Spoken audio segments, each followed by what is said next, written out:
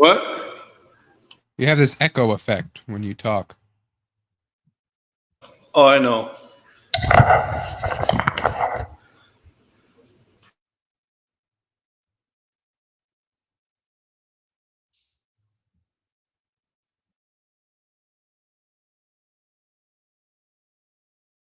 Give me what I want. Give me what I want. You know what I want. Give me what I want, or I'm going to continue to hurt people you love. Give me what I want. Give me what I want. You know what I want. You just don't want to give it to me. Give it to me. Give me what I want. We're going to give you what you want. That's not what I want.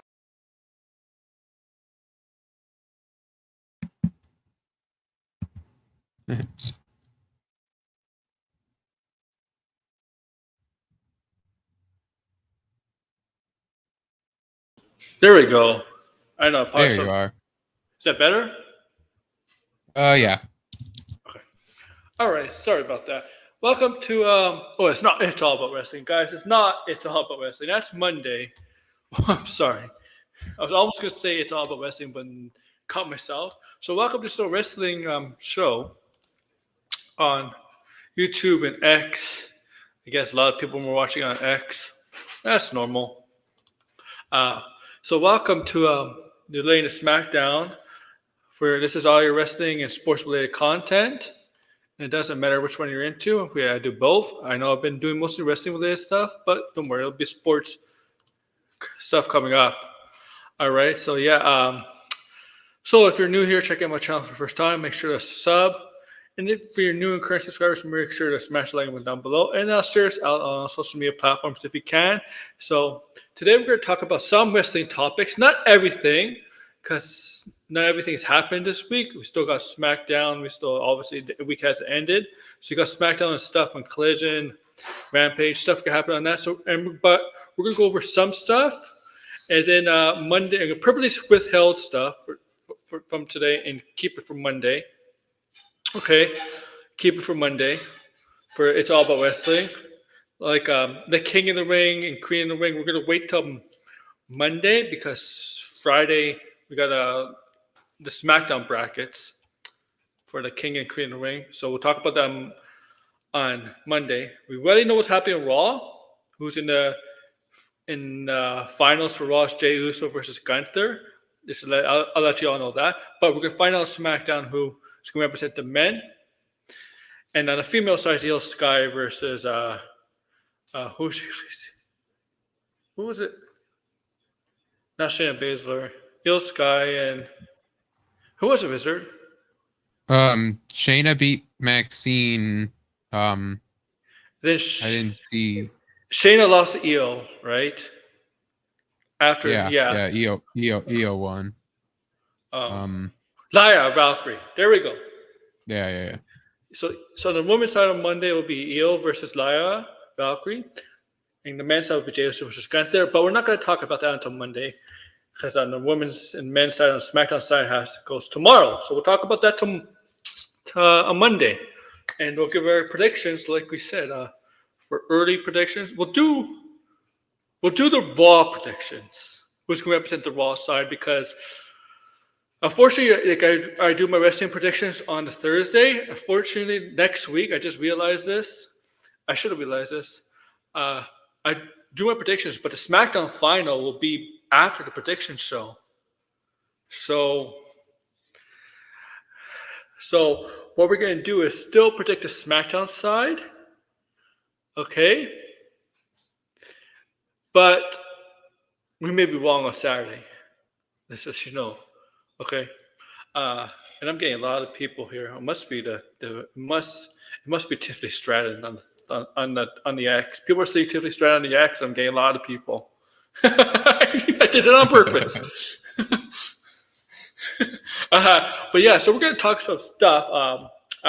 So we're gonna talk about Damian Priest and Drew McIntyre setting up a title match down the line.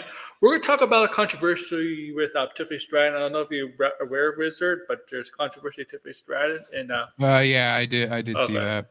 Okay, that's good.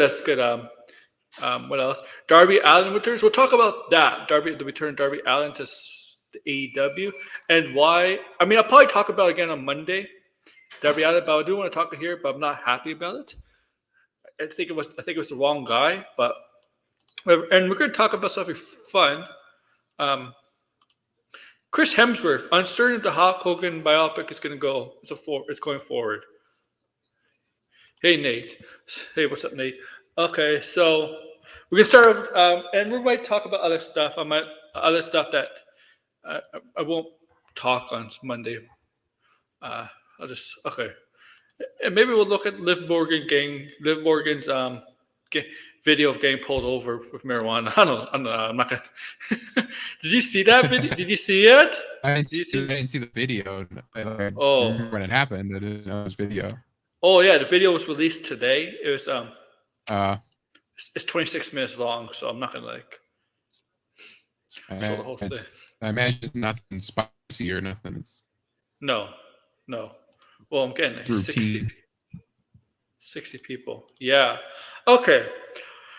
I definitely will talk about this again Monday with Damian Priest and Drew McIntyre, because this is something we'll talk about again. This is obvious because it's a weekly wrestling review.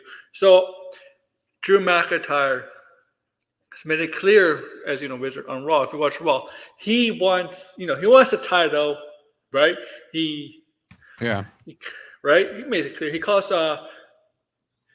calls Damian Priest a paper champion, not the real champion, and he should still be the champion if it wasn't for CM Punk and stuff like that.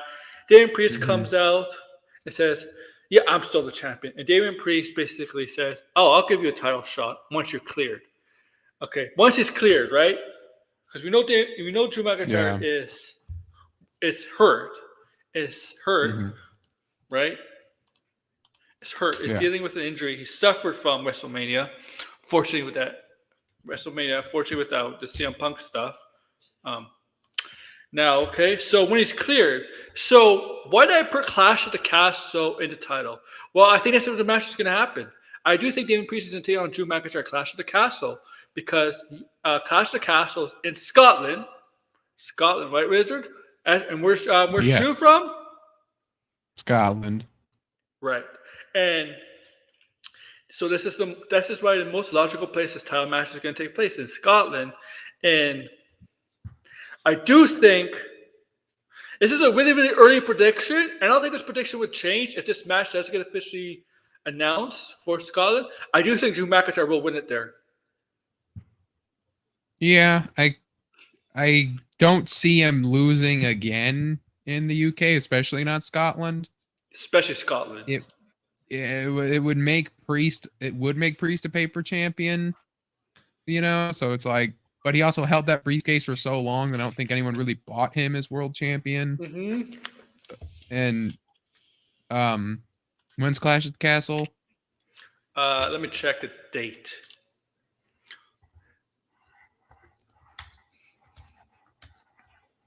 In June somewhere, right? Okay, well, that would give him. It gives him a couple months with the belt at least. June so much. June 15th. June 15th. Okay, so it's not. Yeah. It's not like he just loses it.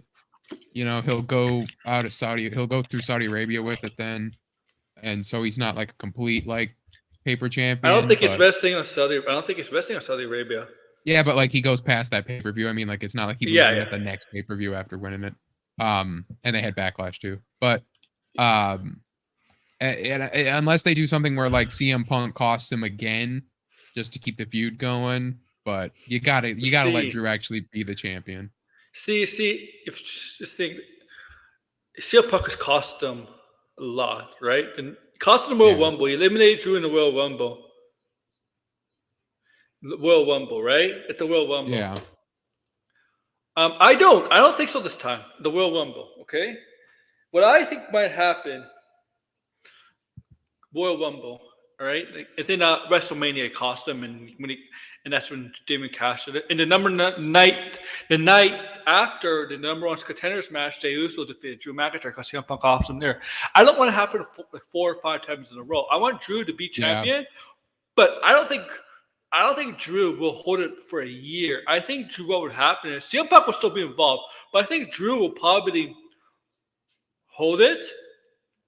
I think my plan was Drew to hold it until until well, CM Punk will be cleared, but I don't know. But until Seth Rollins is back, because I think what they should do is have Seth Rollins take the title back from Drew, because I still think they should do, even though it was planned this year, but unfortunate events happened. We still want to see Seth Rollins and CM Punk at WrestleMania next year. I don't care if the church teachers saying, "Oh, it's a possibility we're gonna get Rock and Cody at WrestleMania or Roman and Rock at WrestleMania." You got 2 nights. 2 nights. 2 nights. Yeah, they're already proved they're willing to do the 2-night both both night thing. So, but I want that. I want Punk and Rollins to be a main event match. Punk Drew is good for like a SummerSlam, like just a good SummerSlam match. It doesn't need to go all the way to Mania. Punk Rollins, like you can end Punk Drew at SummerSlam and then be fine, and then Rollins start building. The thing, the Punk Drew thing doesn't really need a title on the line because it's more of a grudge feud, right? Title's just kind of a prop involved, right? Yeah. Rollins would need to be champion for the prestige, unless Punk's champion going into his match at Mania. Who knows? Punk could be world champion when he faces Rollins. So. Well, I don't know. Yeah, because he did say he just wanted the main event in a championship match. I don't know if he definitely. I don't know if he actually. I don't think he necessarily said as non-champion, as number one contender. I think he just wants the main event WrestleMania. He says he wants the main event WrestleMania. Yeah. I don't know if it's specifically as a title match or just main event WrestleMania because it would just help give it a reason to be the main event. If it's just a normal exhibition for the main event, it's like, nah. I know like WrestleMania is a long way off, but we're doing long-term booking here. Like, because the CM Punk and Drew don't really need a title. No. And CM Punk and Drew isn't making it to Mania. As fun it is now. It's a summer feud. It's a summer feud. Yeah, it's gonna lose its heat by Mania. At least Rollins and Punk lost its heat because they're not even interacting anymore. But you can just ignite it like that, like right away. Because they're gonna try to do Seth and Rollins, like Seth and CM Punk. They want that. They want that because everybody knows they were gonna do it, and then they couldn't. Everybody knows if you're a wrestling fan, if you haven't been living under a rock, they don't like each other, and it's been public knowledge. But they're willing to work together. And they're so similar. That's the dream match because they're so similar. Yeah, and I imagine they'll dust off like Ring of Honor history or something for that too, and that'll be a big match, and then Rollins will start taking like a lighter schedule after that, I'm sure, and Punk might even be done. Who knows what they're going to do after that? Well, yeah, because the thing with Punk is, comes back, he's cleared. Are we confident he's not going to get hurt? Yeah, right. He'll come back. Like if he wrestles Drew, he's got to just wrestle Drew and not have I would love to see him wrestle on weekly television and stuff, but he's just so injury prone, and wrestlers are getting injured left and right these days anyway. That it's just I think right now, if CM Punk was healthy and was able to compete at WrestleMania, I think CM Punk would be champion right now. Right now, I think he would defeat Seth Rollins to be champion right now. If the plan went according to, if their plan was for WrestleMania according to WWE, I think CM Punk would be champion right now if CM Punk did not get hurt at the Royal Rumble. I don't know if Punk was gonna beat Rollins for that because the idea is that you put the young guy over. I don't know if his AEW history. No, he doesn't need to put Rollins over. Rollins is ready. Rollins is not the guy you need to put over. Rollins has been over for a while. Yeah, but Punk is over. So is Rollins.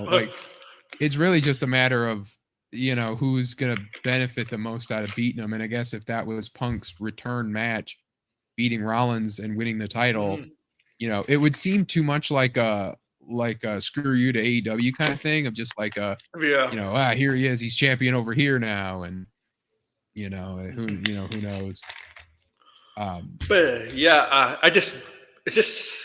It's most likely going to take place at the Clash of the Castle because Drew's going to win in Scotland. And I know our buddy Finbar is disappointed. I hope Finbar's safe and all that, but we know he's disappointed because he's going to be away for a while. And I know he's dying. He was dying if he didn't have to go for work. He was dying to go to the event. Yeah, he just misses it too.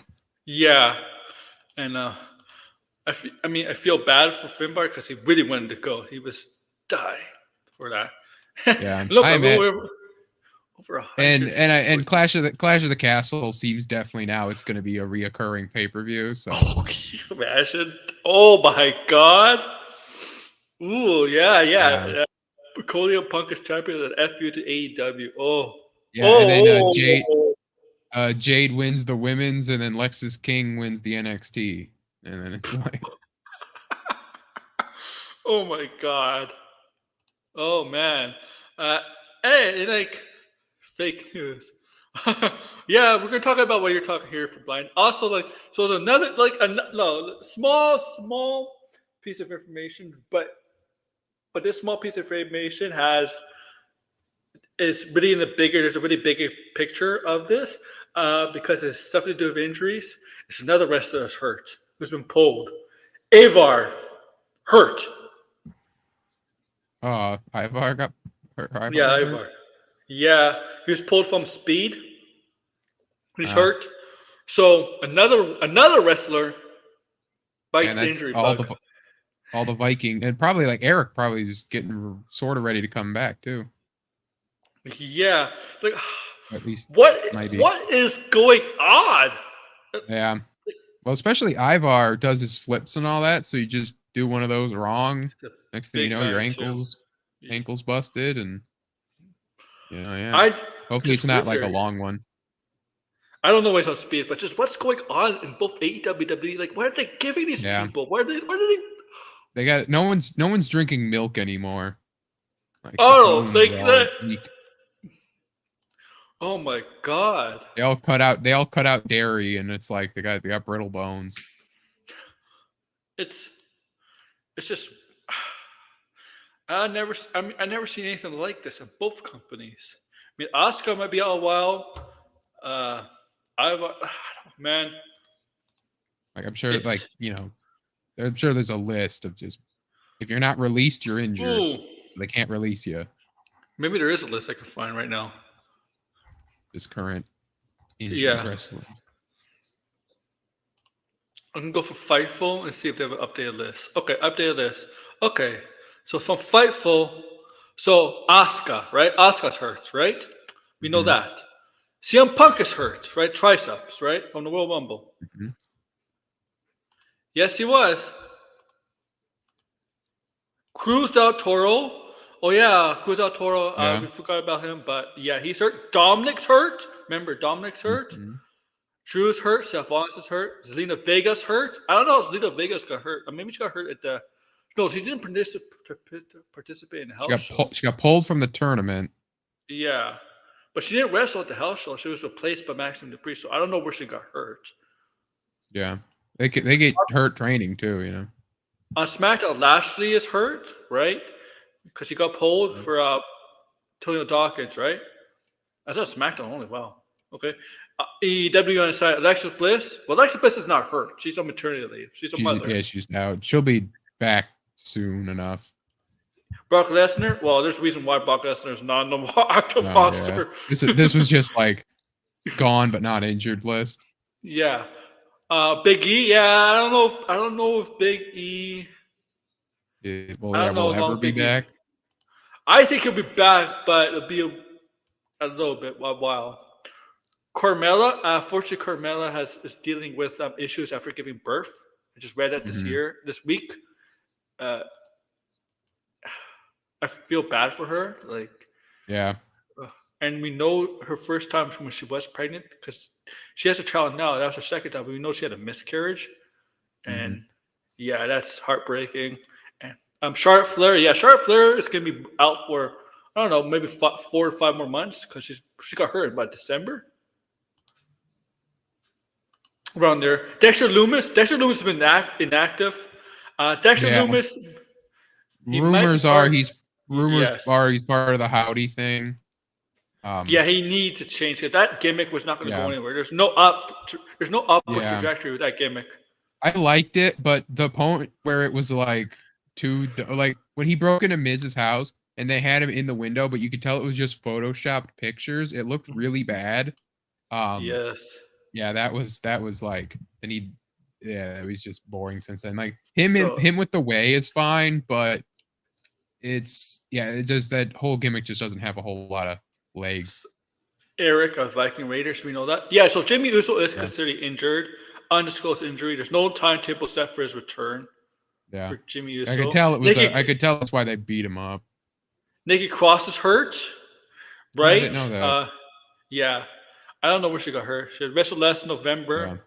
Raquel Rodriguez, unfortunately, her condition, whatever she had, flared up again. She was cleared for a couple of weeks back in February. She participated in an Elimination Chamber match, but whatever was taking her off the previous months came back and flared up again, and so she's on a medical leave. Valhalla is also on maternity leave.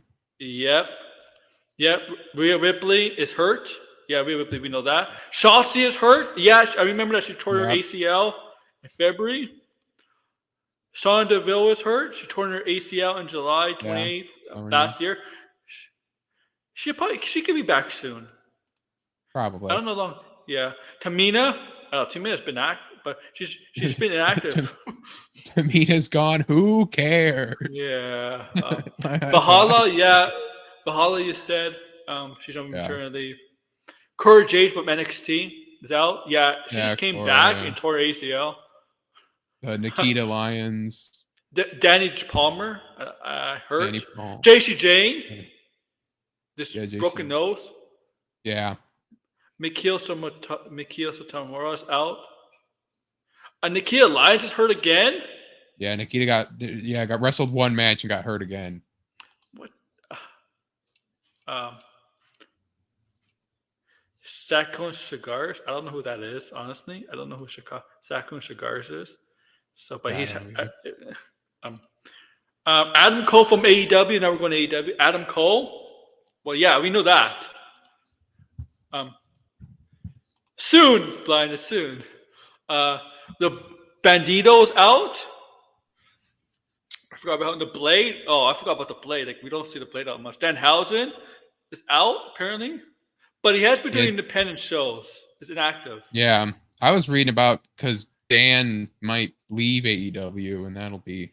Where's Dan going to do? He's like, he's an indie kind of wrestler because like he's an indie. Like I feel like WWE could do stuff with him if they got him, but he'd be a comedy wrestler there.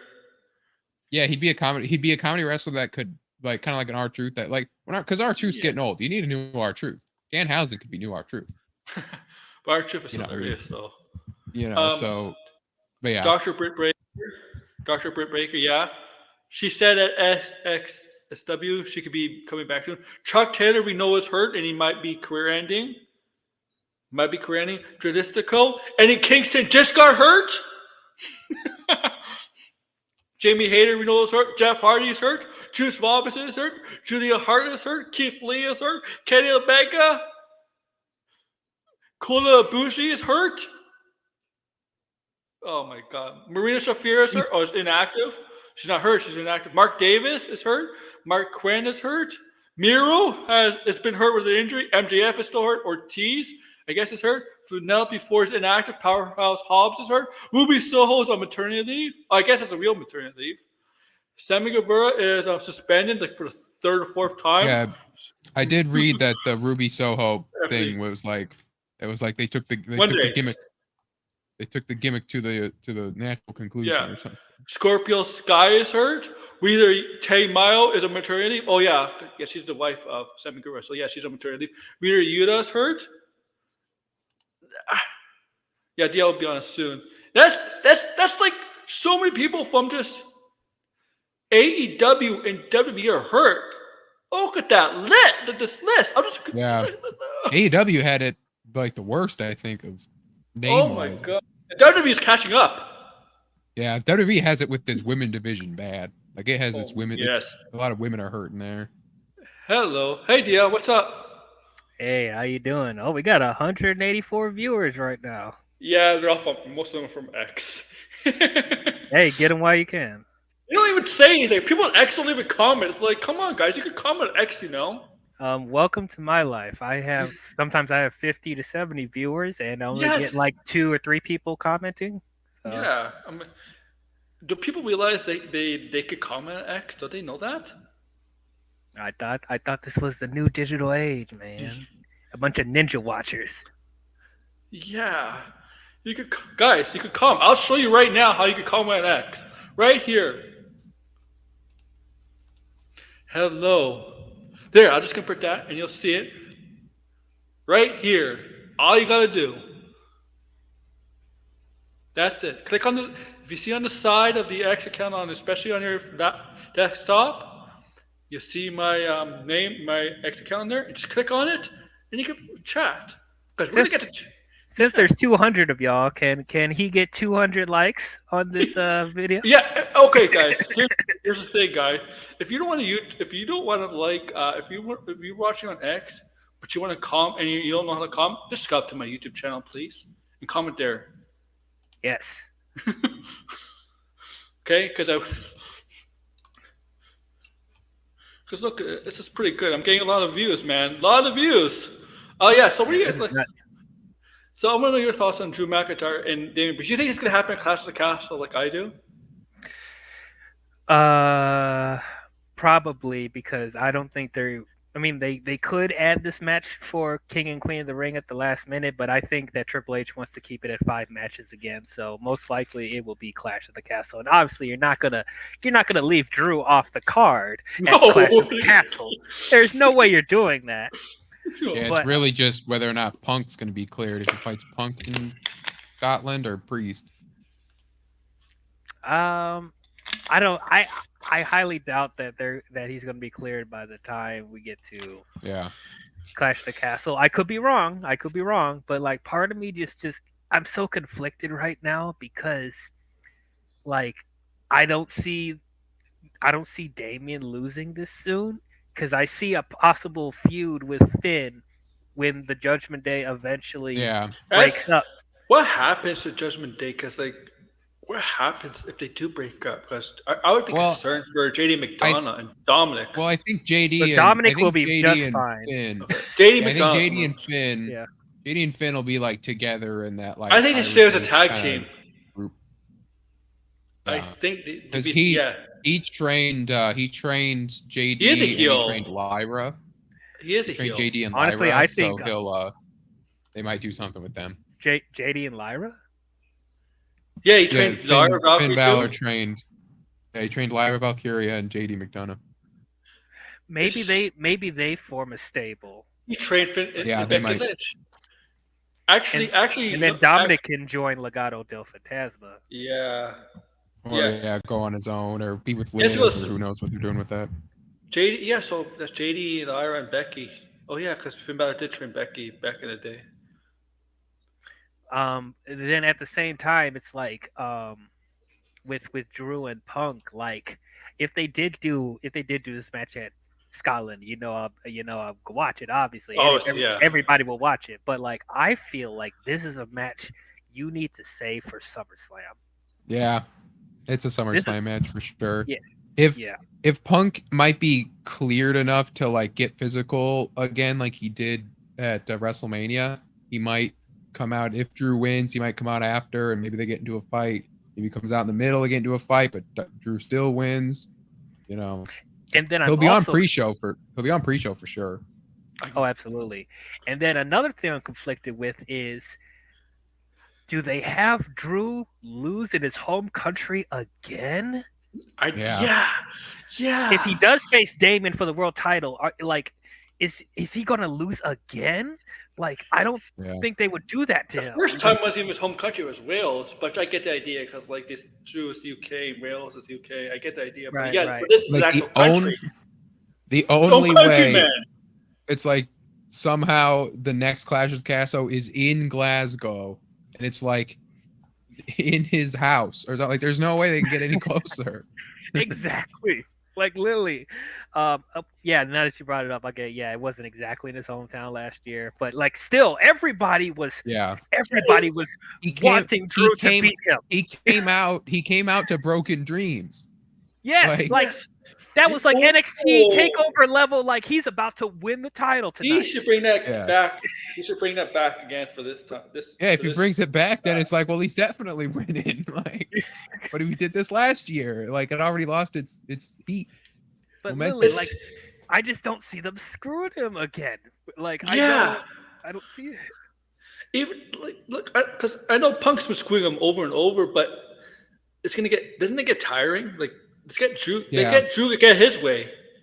That's why I feel like if Punk does try it, he should fail, and then that way Drew can get a win. And he's like, "Ha, you lost. You messed it up. You didn't get it. And then then Drew can have a one up on him because Punk's been getting the better of him. Yes, he has. Yeah, that's true. That's true. And sometimes in these cases, when you see the face most of the time get the one up of the heels week after week, or sometimes at events like WrestleMania, usually something big happens to the heel where they get a major victory, something major happens to them and that favors them. Usually, in this case, it might be Drew becoming champion again. Because I don't think Damian Priest is going to be a long-term holder of that title, but I don't really. You can't do this to Drew. You can't have like. I guess you don't really need the world title to break up Judgment Day, but it's just like they're already kind of doing it without it anyway. Priest is turning face. Drew's kind of a heel right now, so Drew. They can do like Drew wins the belt, Priest turns face. It's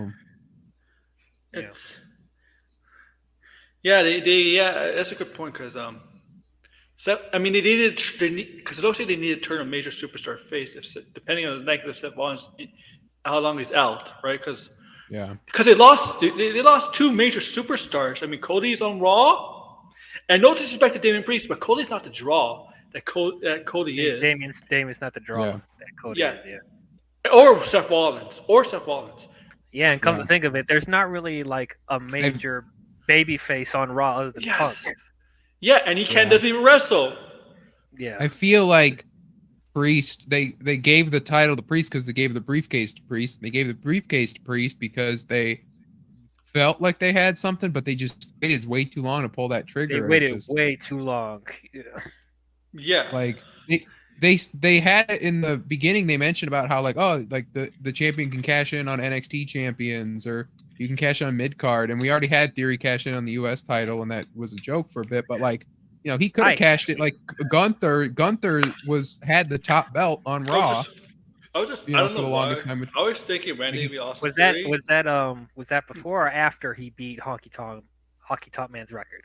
It would have been before. Well, I mean, he had the briefcase. Because I'm sure they wanted Gunther to beat that record before he loses. I think there was a point after Gunther beat the record where Priest still had the briefcase. That's where they should have gone, or done what people wanted to do when Otis won it and cashed the tag titles or something. They were the tag champions. I remember Otis won it. I still don't know how to feel about wrestlers cashing in on mid card or tag team titles. It's one of those things where it's like stupid. Yeah, you have to, sometimes you just have to do it, like because otherwise the guy wins the world title like Priest, and Priest is elevated from it, but now he's gonna lose it to Drew. I mean, when Austin Theory won, he won it the wrong time. Oh yeah, Vince was like, he's the chosen one. We're gonna push him to the moon, and then the stuff happened. He wins the title. He wins the Money in the Bank. But of course, you're not gonna have him cash again on Roman Reigns, right? You're not gonna. Right when Vince McMahon left, when Triple H took over the first time, and then he won the briefcase. I was like, I don't know what to do with this. Look at this. Austin Theory. Look for this. Austin Theory. He was being pushed, and then. Man, he got a match with John Cena for the U.S. title and defeated John Cena. One of the worst opening matches I ever seen on WrestleMania. It wasn't. And John Cena was right. John Cena was right. Yes. Whether you beat me or whether I beat you, you're going to lose regardless. I'm sorry to Austin Theory, but I know he's in tag team Grayson Waller. Grayson Waller is going to be the breakout of that tag team. Oh yeah. Theory needs something to kind of recapture what he has a talent. Theory in the ring. He has a talent. I want him to basically go back to what he was in NXT where he was stupid, but just have him get like a concussion that makes him act like he did when he was in the way. And he just joins the way, and he's like, give me the no truth. He was like a himbo, like he was in an NXT. That's when I first saw him, and he was still good in the ring. He would just act like a he was one of Seth Rollins' disciples in the early pandemic days for a couple months. You remember that? I like to forget that. Yeah. No, I don't think he was. was. He was. Yeah, he was. It was, he was. Buddy Murphy and AOP. Yeah. I don't know. AOP got hurt before the pandemic. One of the members of AOP got hurt, so they took AOP off. Then the pandemic happened. And then they had Buddy Murphy, and then they had Austin Theory for a couple months, but it didn't really work out in the main roster, so they sent him back down to NXT.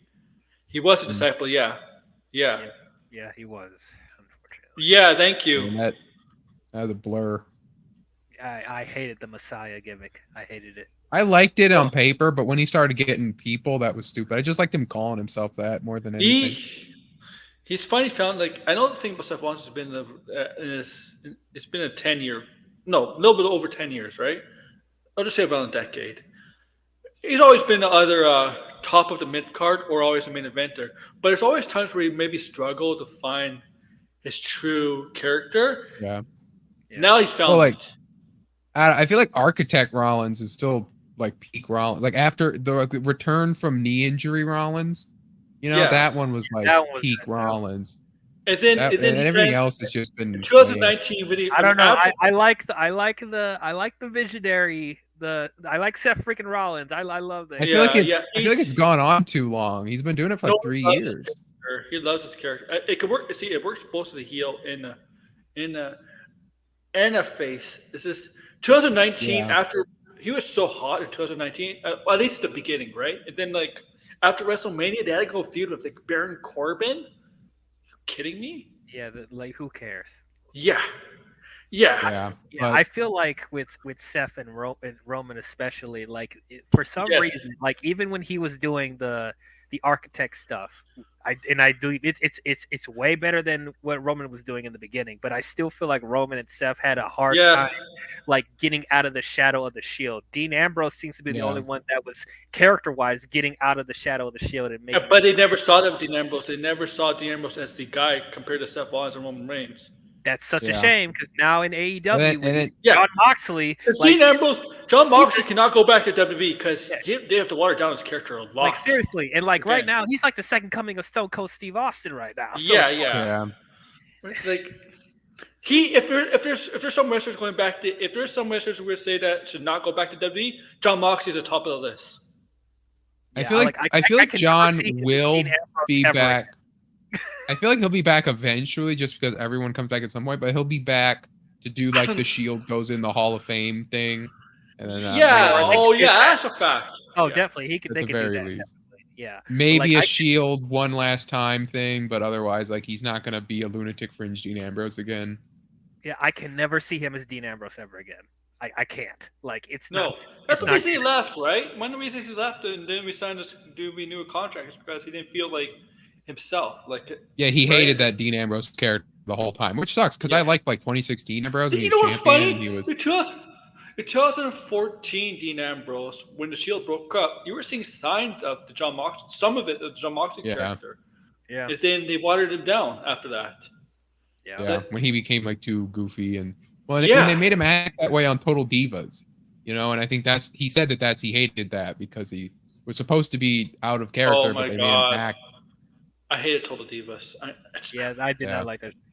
And then the whole Bane mask and taking that was pure Vince. Taking the needle? Taking the needle up his ass. Like, what the heck are we watching? Oh my god. Oh yeah, and the worst part, you know what? When his heel turn, WWE got so much shit on that heel turn because it's on the night of Roman Reigns announcing that his cancer came back. Yeah, that was horrible timing. Yeah. That was horrible timing. Oh my god! I mean, now at the time, I thought that was. At the time, I thought that was good. Like it led to that terrible run, but I thought that was because watching as a viewer, you're surprised because they just won the belt and then boom, Dirty Deeds. But Wizard, why would you make him win the belt and then turn on him? That doesn't make sense either. Well, and then it just. It led into his just terrible motivation about like they deserved it and all that. It led to it was a good idea, but they needed to have something they were willing to work on, like some reason for it. I see what you're saying, and like if they actually executed it better, they probably would have came off okay. But it's like after Roman's like leukemia stuff, like that would have made Seth and Dean the biggest babyface tag team. Yes, they should have rode that momentum. They should have rode it for as long as they could have. But Seth and Dean, that feud of 2019 was so bad. It was like night and day to the 2014 feud, because I liked the 2014 feud. Because it was personal, but it was also funny. There were some humor moments in it, like when Dean Ambrose. Remember when he like sprayed like Kane or Seth Rollins with mustard and like ketchup or something like that? Yeah, that was, what the heck, man. And the Hell in a Cell match was good too. I like the Hell in a Cell match. But just imagine if we get Visionary Rollins, Tribal Chief Reigns versus current Jon Moxley. Where he brings him back and he's like, okay, John, you get to do whatever you want. This too. This too is funny. And then that's a WrestleMania triple threat between the Shield at their current career peaks, like character peaks. John Moxley, Seth freaking Rollins, and Undisputed Era.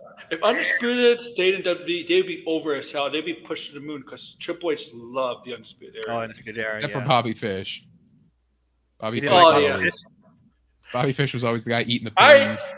I never saw Roderick Strong to me is really shown much because Roderick Strong's been criticized for not having charisma and not having any of that. It's just a workers guy. Some people compare him to Dean Malenko. So Dean Malenko's a great wrestler, but it was nothing else. That's what was good about Undisputed Era. Undisputed Era, Adam Cole had enough charisma for all of them that you just kind of all felt they were on the Kyle Wiley has a lot of it. Kyle Wiley has a lot of it now. Roderick Strong is showing it in AEW. Like Roderick and Kyle is like actually showing more personality than they did in NXT. So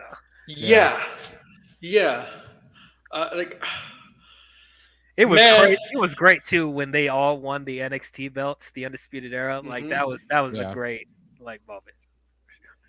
Oh man, but I can't wait. I do like the Saudi Arabia show. I think it's gonna be a good show. Oh my god! I was gonna mention this Monday. We'll talk about it again Monday. Maybe if we. Is it about the Royal Rumble and WrestleMania being a Saudi? Yes. You can tell I'm disappointed. Man, if they want Royal Rumble, fine. But WrestleMania, no. The problem with Royal Rumble is you have to fly so many. Like that was the problem with Greatest Royal Rumble. You had to fly so many people out there. The only good thing with the Greatest Royal Rumble was the Greatest Titus Royal O'Neil. Rumble, Titus O'Neil's blunder. Titus slide. Yeah. But then think it's even worse if they had WrestleMania there because it's not just WrestleMania both nights, which is already a problem. But they most likely will have SmackDown there. You're gonna have NXT Takeover there. You possibly have the Raw after WrestleMania there. And people plan their dates off of WrestleMania. People plan for dinner and stuff for WrestleMania. Yeah. We have to people travel from other countries and stay there for the whole week. And I guarantee you, people do not want to travel to Saudi Arabia. Oh yeah, the roster, there's some people on the roster that don't like going to Saudi Arabia. That they flat out refuse to go to Saudi Arabia. Yeah. You wouldn't get your Rock appearances your celebrity appearances that they John Cena would go. Get those. John Cena would go. Yeah, but you're saying the Rock won't do it? I think the Rock would. All right. I don't think the Rock would go to Saudi Arabia. Well, no, but I think the Rock would because he's on the board, and the board is part of TKO, part of and they'd be the ones. Yeah, but the Saudi deal was made before Rock became a member of TKO, so. I think they're waiting for that deal to end. Me too. It feels like an eternity. 4 more years. I think it was I hope they don't extend it. I really hope they don't extend it. I think they're just pretending and. It's the worst fan base. It's the worst fan base. Seriously. They don't care. I know they get so much money from the Saudi royal family, whether the prince, whatever, but the fan base is not into it. No, and then the Saudi shows, like, they blow their load every time with the spectacle and the yes, they try to make it like a WrestleMania. It's gonna feel like another Saudi show because every Saudi show has a big stage and spectacle, so it's not gonna feel different. Like, thank you. It's already like a WrestleMania with the way you describe it's gonna be a spectacle, right? It's already like a WrestleMania. It doesn't feel special anymore. Presentation. My God, like seriously. Okay, this. And then, like, I mean, like, I know there's WWE's highly considering having WrestleMania in London, and like, fine, I'm fine with that. That's fine, but though they also another issue is that, which is, we'll see if they decide to go to London for WrestleMania, how they're gonna work around this. But like, does anybody want to watch WrestleMania both nights at 1:00 p.m.? How do they do NXT in London? Because NXT is usually on the same night as WrestleMania. Exactly. And like Raw and SmackDown have to be pre-recorded if they go to Saudi Arabia. So. Yeah. So that means no big surprises in. I think they're pre-recording SmackDown, right, for next week. Usually they usually pre-record the SmackDown so that they. So there's probably gonna be spoilers on who's gonna be in the finals for Saudi Arabia on the SmackDown. Did you see that about NXT? Did you see about NXT though?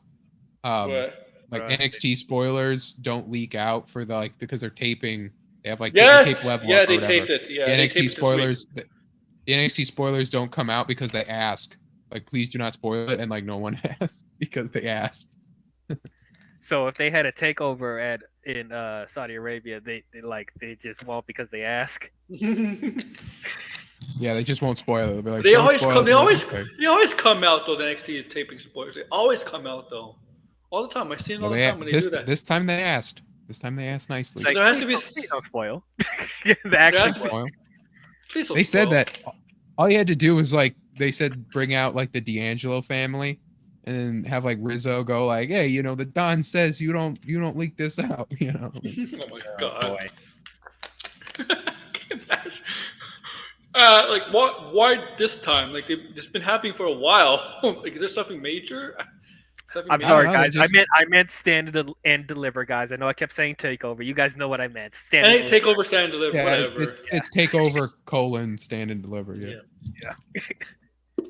Whatever. It's the same thing. Man. But yeah, I don't want WrestleMania in Saudi Arabia. Like Man, now is this just like rumor, or did like someone did Prince say it? Or?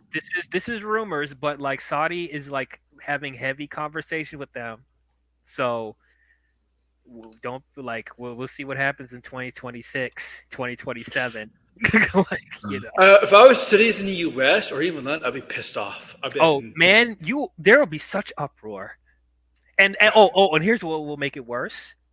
If they have a Saudi WrestleMania before a London WrestleMania, you will not hear the end of that. You will not hear the end of that. No, you're right. No, they have like the whole country. No. I'm sure there's like even like places like India, would probably be like, we'd take it before Saudi would. India's not a good market either, man, because they only like Roman Reigns. Let me tell you, they only like. Yeah, but India has it. India has wrestling fans though. Like they have, like they're legit wrestling they're hardcore. Fans. Yeah. Freaking! Can we have a PLE in Africa? Where in Africa? Most likely in South Africa. Don't they have stadiums? I don't know. Yeah, I mean, they have soccer stadiums, I'm sure. The only country I could think of South Africa. South Africa. South Africa or Egypt. I don't know if they want to go to Egypt. Yeah, because like if they had the Olympics in Africa, didn't they? Or I think it was wasn't the World Cup Africa? I mean, it'd probably be like Cape Town, South Africa, or something. Or Johannesburg. Yeah, Kofi is going to be loved there. Oh yeah. But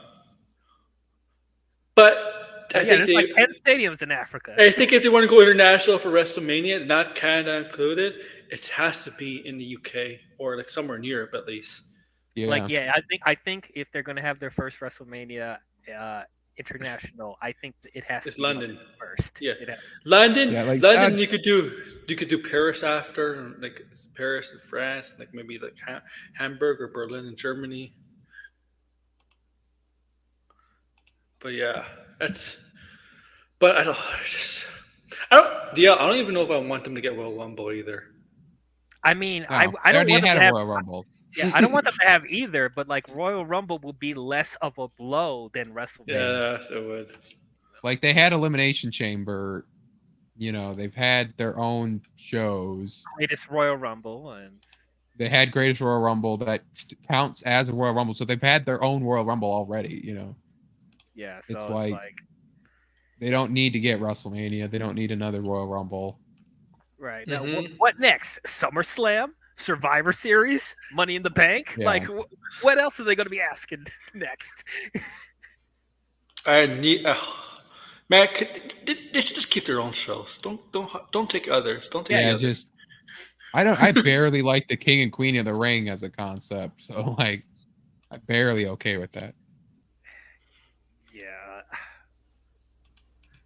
I mean, the Saudi shows has improved a little bit, and I do kind of like that they're having King and Queen of the Ring there to make it seem more important, but like. And also, that's the Saudis when they crowned the first world champion. So, oh yeah, Seth Rollins. Yeah, they did.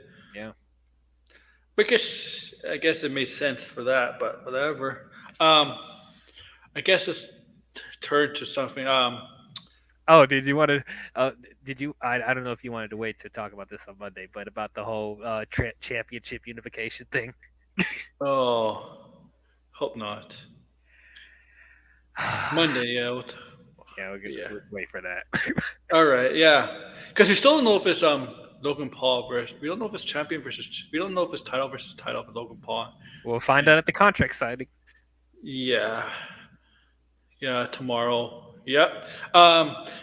It's Tiffany Stratton. I'm sure you're all aware of Tiffany Stratton. I know Wizard is. Are you DL? About what? Tiffany Stratton. What about Tiffany? So, okay, Tiffany Stratton was it Instagram Wizard, right? It was Instagram story or something. Yeah. Okay, Instagram story, right? Instagram story. So a fan posted. Was it a house show Wizard? It looked like just the footage from their like 6-woman tag they had. I think if they just had that, I thought it was that, but it might be a house show thing. Okay, so Tiffany Stratton. Tiffany Stratton is going to face Bianca Belair this SmackDown, right? In the semifinals, right? To go to the finals. Yeah. The SmackDown side, right? So there was a Instagram story where she posted where she hits Jade Cargill. It was Jade Cargill, right, in the turnbuckle, right? Yeah, Jade Cargill. Yeah. I'm going to be very careful here. Someone who did that video, not Tiffany, said, what was the exact words? Like, excuse me, this is not me. This is what the video, paraphrasing what the video. It was like footage from like a reality show type. Yeah. Show where like there are 2 women fighting. And you know what? I'll show it because I'm kind of careful. I don't know if I can find the clip. You want me to just say it? Like, I'll say it. You can say it. This is guys. This is. Don't take offense. Don't be offended by this. It's just he's not. In my words, I am not associated with Aaron World Order, and my words are my own. And I'm mainly quoting what was said. But it was basically just like it was like 2 women fighting in the thing, and it was like something like you black bitch, and then it was like a slap down, and the slap sound synced to when Tiffany hit Jade. That was it. Yeah. And Tiffany posted a story of that. And you got a lot of people talking because they're calling Tiffany racist because of that. She was not the one who did the voice. She did not say the voice. She's the one who posted the story. She quickly deleted it. Of course. Wait, wait. Did she actually say that? No, it was she did not say that. Like it was like a TikTok type thing where they used the audio from another thing and synced it with the video. Yeah. Oh, so somebody. It was not her words. It was not her words. Somebody edited it for it to seem like she said "black bitch." Yeah. It wasn't like to see. It was just more for like the meme of it. Yeah. Like just the energy that it gave off was akin to a like one of these Real Housewives shows type deals or. And what does that have to do with Tiffany? Tiffany is the one who posted on her story. She shared it on her story. She shared it herself. Yeah, it was. Yeah. She why shared did the you video. do that, Tiffany? Why did you do that? It's possible that she didn't really hear it. Like I did read that it was like she just posted it, but then it's like, why would you post just a clip of it? There was not like people. It wasn't like it was. It wasn't like it was just like if she wouldn't have hit unmute, right? So she just sees the video of her hitting Jade. There was nothing on the screen that was like she smacked her, like text or nothing that you could just be like, oh, I'll share this. There's obviously no sound to it, Maybe she did, maybe she didn't, but I really don't think that what she did was that bad, just because of how social media just is in general. That I feel like you could just do that and not mean anything by it. If it was Brandy Rhodes and not Jade, maybe that's a different story because that was Brandy's whole bit. But yeah, he deleted it. So are you talking about the open mic night, bitch? But she was like, she called herself the black bitch, right? That was her thing. She tried to get going. She called herself that bitch, or because I'm that bitch, or whatever. Jade was, I think Jade was that bitch, like but I think that bitch. Jade was that bitch. Yeah, Jade called herself that bitch. Yeah, but I think Brandy was black bitch. I think she did that for time or something. Well, why? Well, I don't remember Brandy saying that because why would she say that? Because she's black. Why would she say that? She was like calling herself that, like it was like a cool thing to be or something like that. That she's that black bitch. Okay, I'm sorry. So just coming from a black man myself, who have heard all the different terms and slang, I have at least, and for the black viewers watching this, maybe you can correct me. Maybe you've heard this, but I have never heard anybody reference themselves as a black bitch. That seems so odd to me. I think what happened was, the person who did the voice is a wrestling fan. Obviously, it's a wrestling fan, right? The person who did the voice, whoever recorded the voice, right, on that video that Tiffany shared, knows that Jade Cargill calls herself that bitch. Yeah, right? That bitch. I understand that. He probably ended the black. And there's no black woman that will call themselves black bitch. There's no. Like we would think that's derogatory if people called us that. So we wouldn't do that to ourselves. Yeah. So I don't know if she knew or didn't pay attention to it, but I mean, these whether you're a wrestling superstar or a celebrity, sometimes they post stuff. I think they post stuff without actually watching the video and listening to. Stuff like that. Like Tiffany got to be careful. Like all these wrestlers got to be careful what they post. Like they really got to watch it because they're public figures. Yeah, they represent WWE, which is a very clean, or try to be. They try to be now, but and especially Tiffany and Braun and Carmelo and the people who are coming up, right? Mm-hmm. Remember all that stuff with Matt Riddle? Oh, Matt Riddle's just an idiot. It's like don't be an idiot. Don't be a moron. Yeah, Matt Riddle's just. He's just not street smart, man. Like Matt Riddle's just. But I think Tiffany will be fine because there's no evidence that she did all that. So no, and people are calling her a MAGA, something like that. What? No, she's not.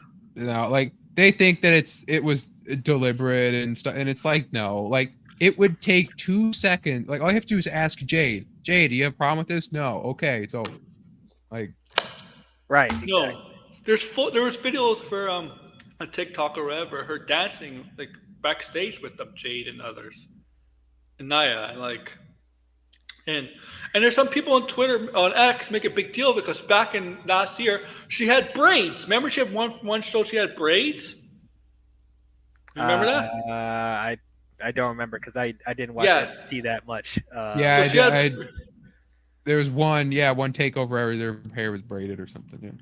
Yeah, and people were making a big deal because I know a lot of in the black community, braiding is very common, but there's been white people who braided their hair too. Yeah. Like Valhalla has hair braids. Valhalla has freaking dreads. Vikings did that too. Yeah. So like the calling her, so the calling her, like is this a problem with that the social media days? Too extreme.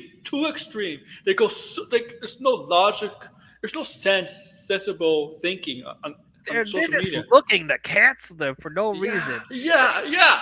This reminded me of I saw this other like close like another quote unquote controversy that's so dumb that you heard the thing about Jim Cornette like giving like complimenting Samantha Irving, saying that she's doing a good job, and then Samantha Irving like replied being like, "Thank you very much, I appreciate you saying that," and then people calling Samantha Irving like I don't know, having issues with her saying anything nice to Jim Cornette because they think he's a racist. Like, because people called him a racist for that one thumbnail a couple weeks back where with the gorilla or whatever. Yeah, it was a monkey who talking about Swerve. Yeah, that was a bad look because that's not good. It's one of those things where the artist who does that just takes what he talks about and puts it into the thing, and like I actually listened to what he said, and it's like there was nothing wrong. He actually was putting over Swerve. Like, and he really talks good about AEW, but he'll be fair. If there's people he likes in AEW, he'll talk positive stuff about AEW. Yeah, and I read this a stupid article from Ringside News. Ringside News is like the biggest shit piece of wrestling news site out there because the people that run it are shitheads. That's saying a lot. No, they really are. I forget the guy's name, Steve Carrier, and then they had Brad Shepard working, and those guys are shitheads. Those guys. But this is ridiculous. They wrote an article, right? Because look at because they quoted something from Vince Russo, right? Not about the racist thing, but about what Tiffany Stratton. Call for Tiffany Stratton to dress more modestly in WWE. So this is from Vince Russo, and Vince Russo says a lot of dumb stuff, right? So Vince Russo, he said this in quotes. Bro, let's be honest. She wears less clothes out there than anybody on the roster. Way less to the fact that you're watching her matches because something's gotta pop out. Bro, guys ain't gonna move. Are you sure she's the one wearing the least amount of clothing? if she really wanted to get heat, the first thing she's gonna do is cover that shit up. You're gonna have to pay. You want to see this, man? You're gonna have to pay top dollar. That gets her heat. Okay. That's Vince Russo. Okay. I know we moved past it, but I found the clip of Brandy saying that she's a black bitch. It was in the promo with Ann Lambert. She is at 3 minutes and 48 seconds on the AEW YouTube thing. But she basically like, oh, you're a black belt. Well, I'm a black bitch, and then that's like her like catchphrase bit, and people meme on it because it's like a terrible line. So people have memed on it. Brandy Rhodes is. This is why Brandy should stop doing promos. Like, I should stop doing wrestling in general. Just beat her to support Cody. Just beat her support Cody. Okay, that's it. That's Cody doing that stuff. But that was Vince Russo. Although I will always. This is Vince Russo. Yeah, the same guy who did the Attitude Era. Yeah, I don't get Sable. I invented. Sable wore handprints on her breasts. Naomi uses her ass as a weapon. Yeah. So why are you pointing out Tiffany? Why are you singling out Tiffany Stratton when? Yeah, like seriously. What? Because she's like a complete package. Like Tiffany Stratton. Yeah, she's hot. She's obviously got. She did have breast surgery, obviously. Implants, yes, yeah. But she can breast implants. Yeah, but she can wrestle in the ring. And you know what? She has a character too. People, the Tiffy time. People catch on to that. Yep. Yeah. Like, come on now. Why are you targeting her specifically? Because with petty stuff that you can point to the same criticisms with other female wrestlers on the roster.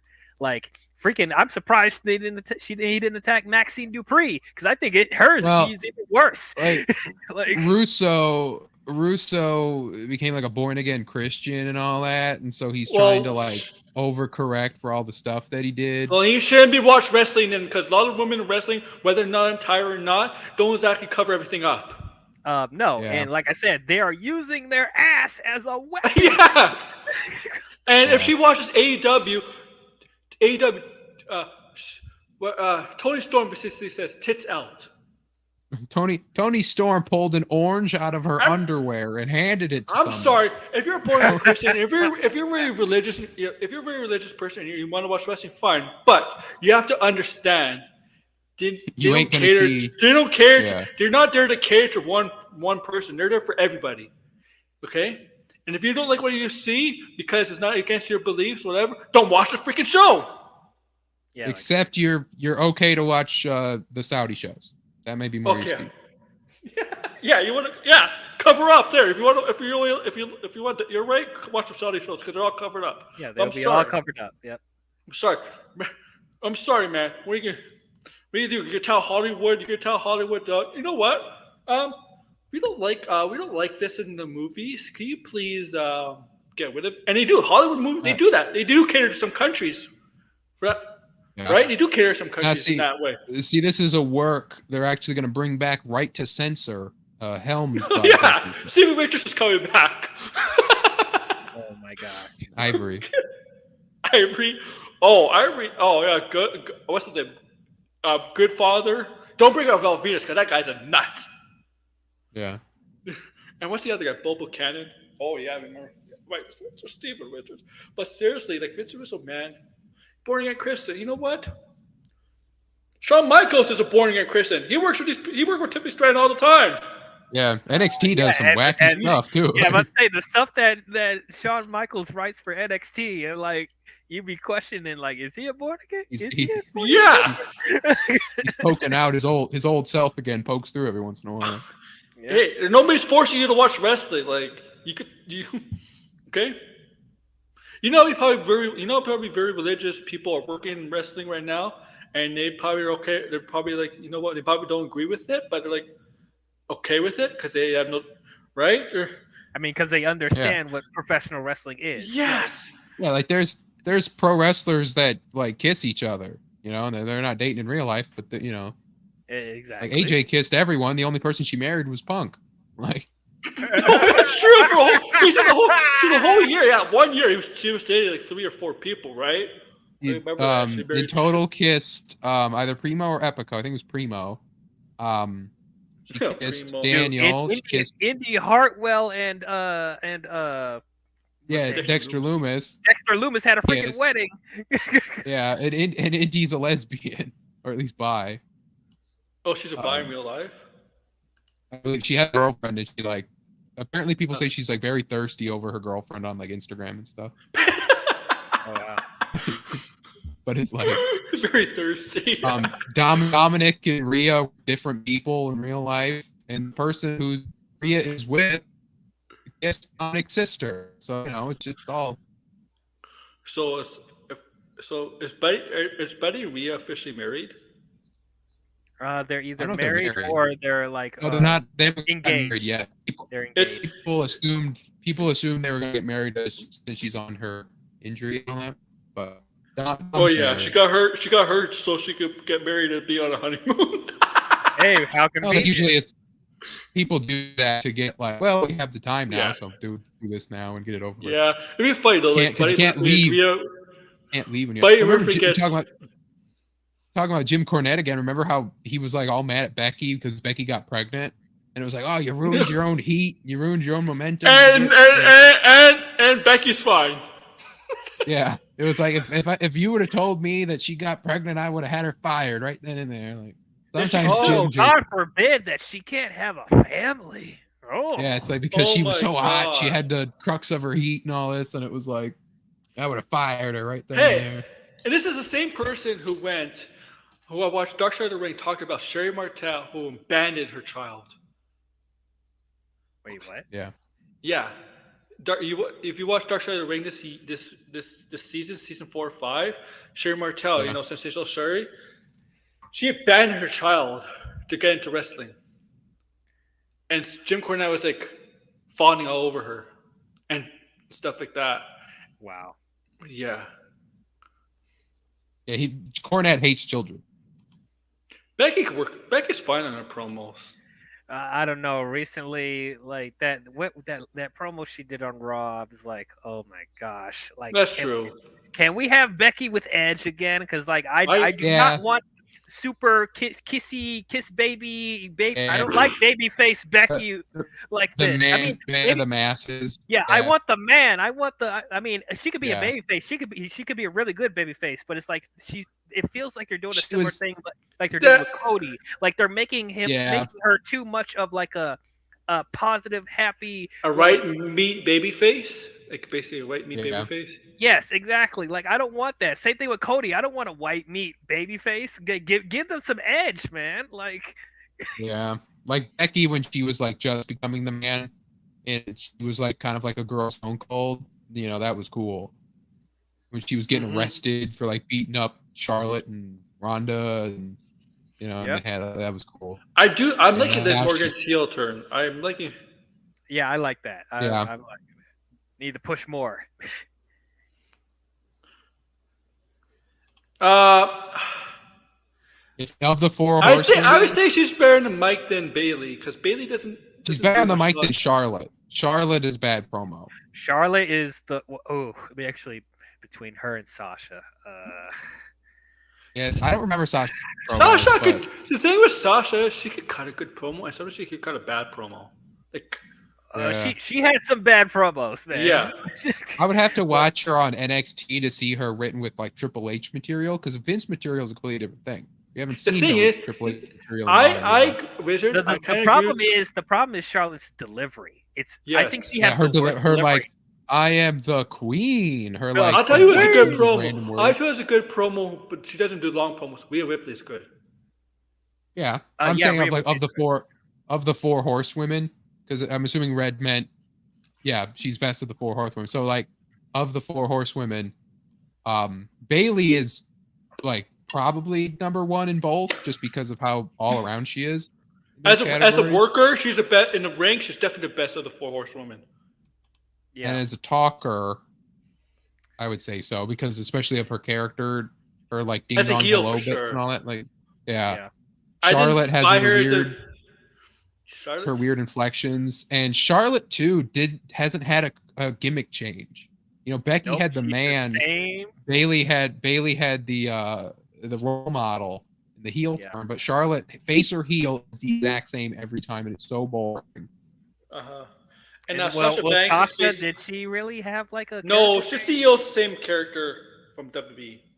It's basically the same character. Yeah, I mean, she just turned heel, but it's not really a character change. Yeah. She's actually better as a heel, Sasha Banks.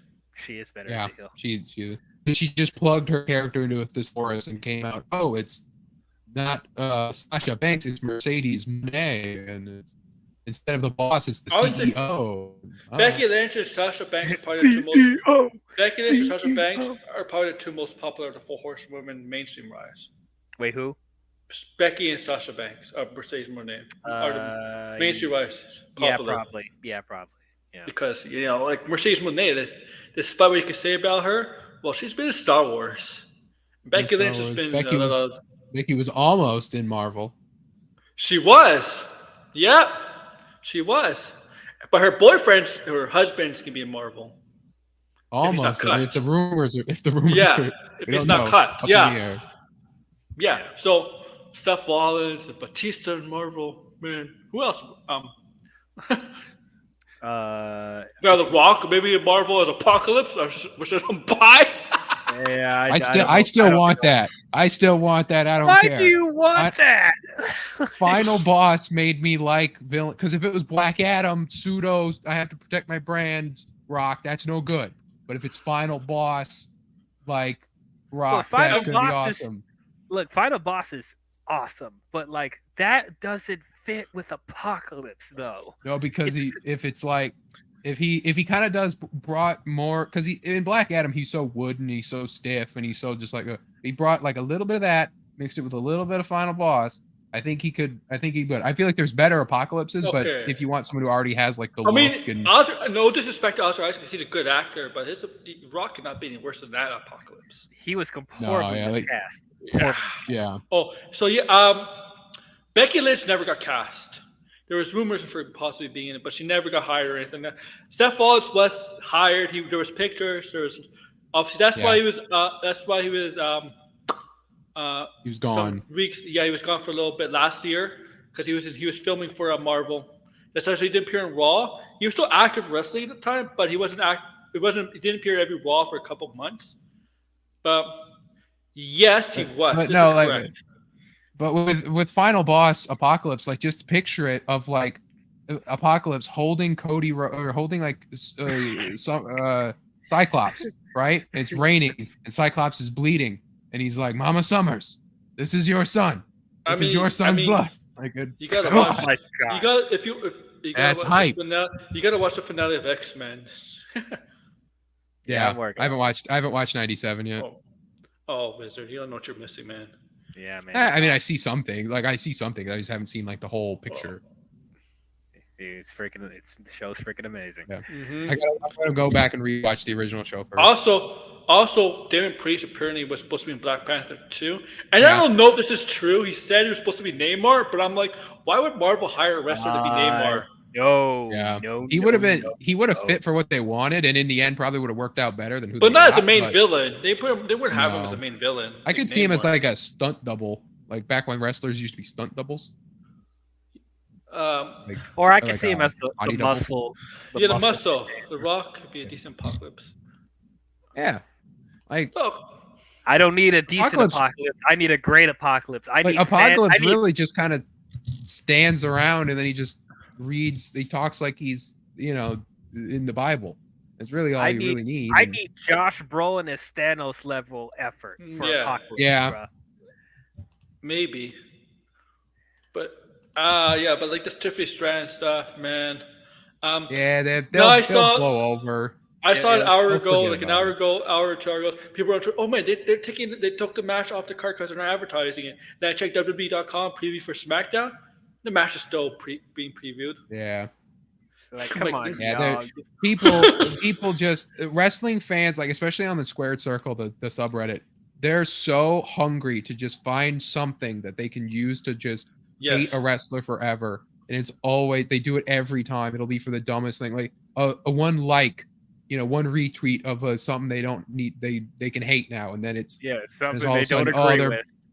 They're terrible forever and all this, and it's like, come on. That's like they clamor for it. They're just like, I want the one thing. Like wrestling fans, especially internet ones or like left-wing internet ones, want nothing more than to hate a wrestler. Tiffany Stratton is fine. Don't worry. Thing. Yeah, guess what? Don't y'all get too pissed off when you see Tiffy in the bank. That's all I'm gonna say. Oh, that's all I'm gonna say. That's it's gonna be Tiffy in the bank, man. No, Red, she's fine. Don't worry about it. We'll see her on TV tomorrow.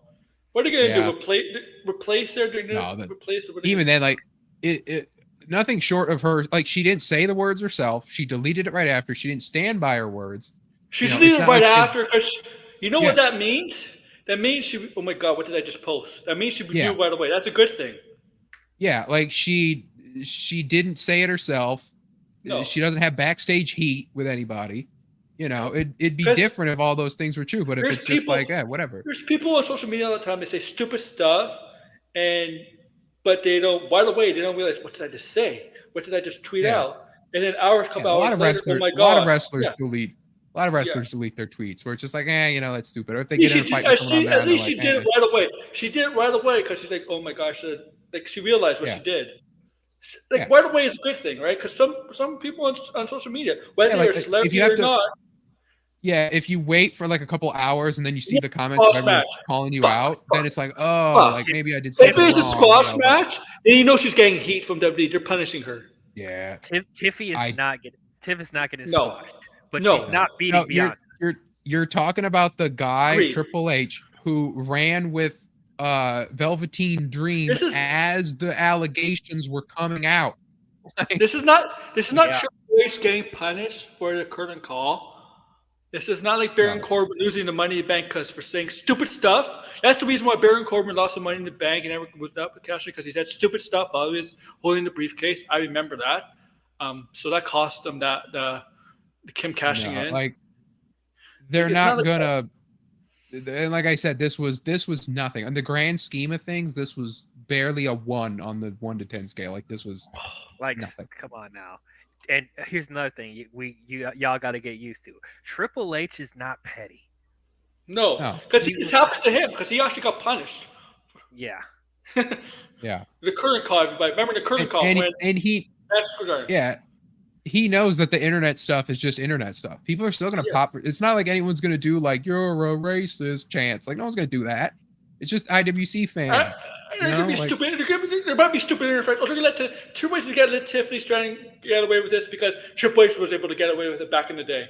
Yeah. You can watch them. Watch it. Like it's like they're just gonna it's gonna blow over. What Triple H did back in the day is 1,000 times worse than this. Million times worse. Yeah. Yeah. it's like it's just gonna blow over, and I'm like, whatever. You know. Yeah. This isn't a Hulk Hogan moment. I think they want another Hulk Hogan moment. This isn't a Hulk Hogan moment. It's not a Hulk Hogan moment. No. Like, and look, Hogan is well, they invited him back. Basically. Yeah, like this isn't a Lars Sullivan moment. This isn't even a Ronda Rousey moment. Guys, if you're so butt up and hurt about this, how many people in the Wrestling Hall of Fame were bigots? Like, oh boy, you know who, like Ultimate Warrior. You know who people forgot about said the N-word? You know who people forgot said the N-word on a gaming stream? Randy Orton. Randy Orton, yeah. Randy Orton playing. Yeah, like Randy Orton playing Call of Duty said the N-word and immediately was like, I'm sorry, and like immediately regretted it. Okay, good. When Randy Orton came out, it wasn't like, oh my God, it's the bigot. Like, no, like they forgot about it. They'll forget about this too. Exactly. Can't believe this is news. Like I said, internet fans just want to have that one thing they can just use forever. It's like, if they in their hearts think Tiffany's overrated or she's not good or whatever, they'll have this one thing. They'll just use that forever, and it'll deflect from any. Be like, no, Tiffany's good in the ring. Nope, racist. That'll be the.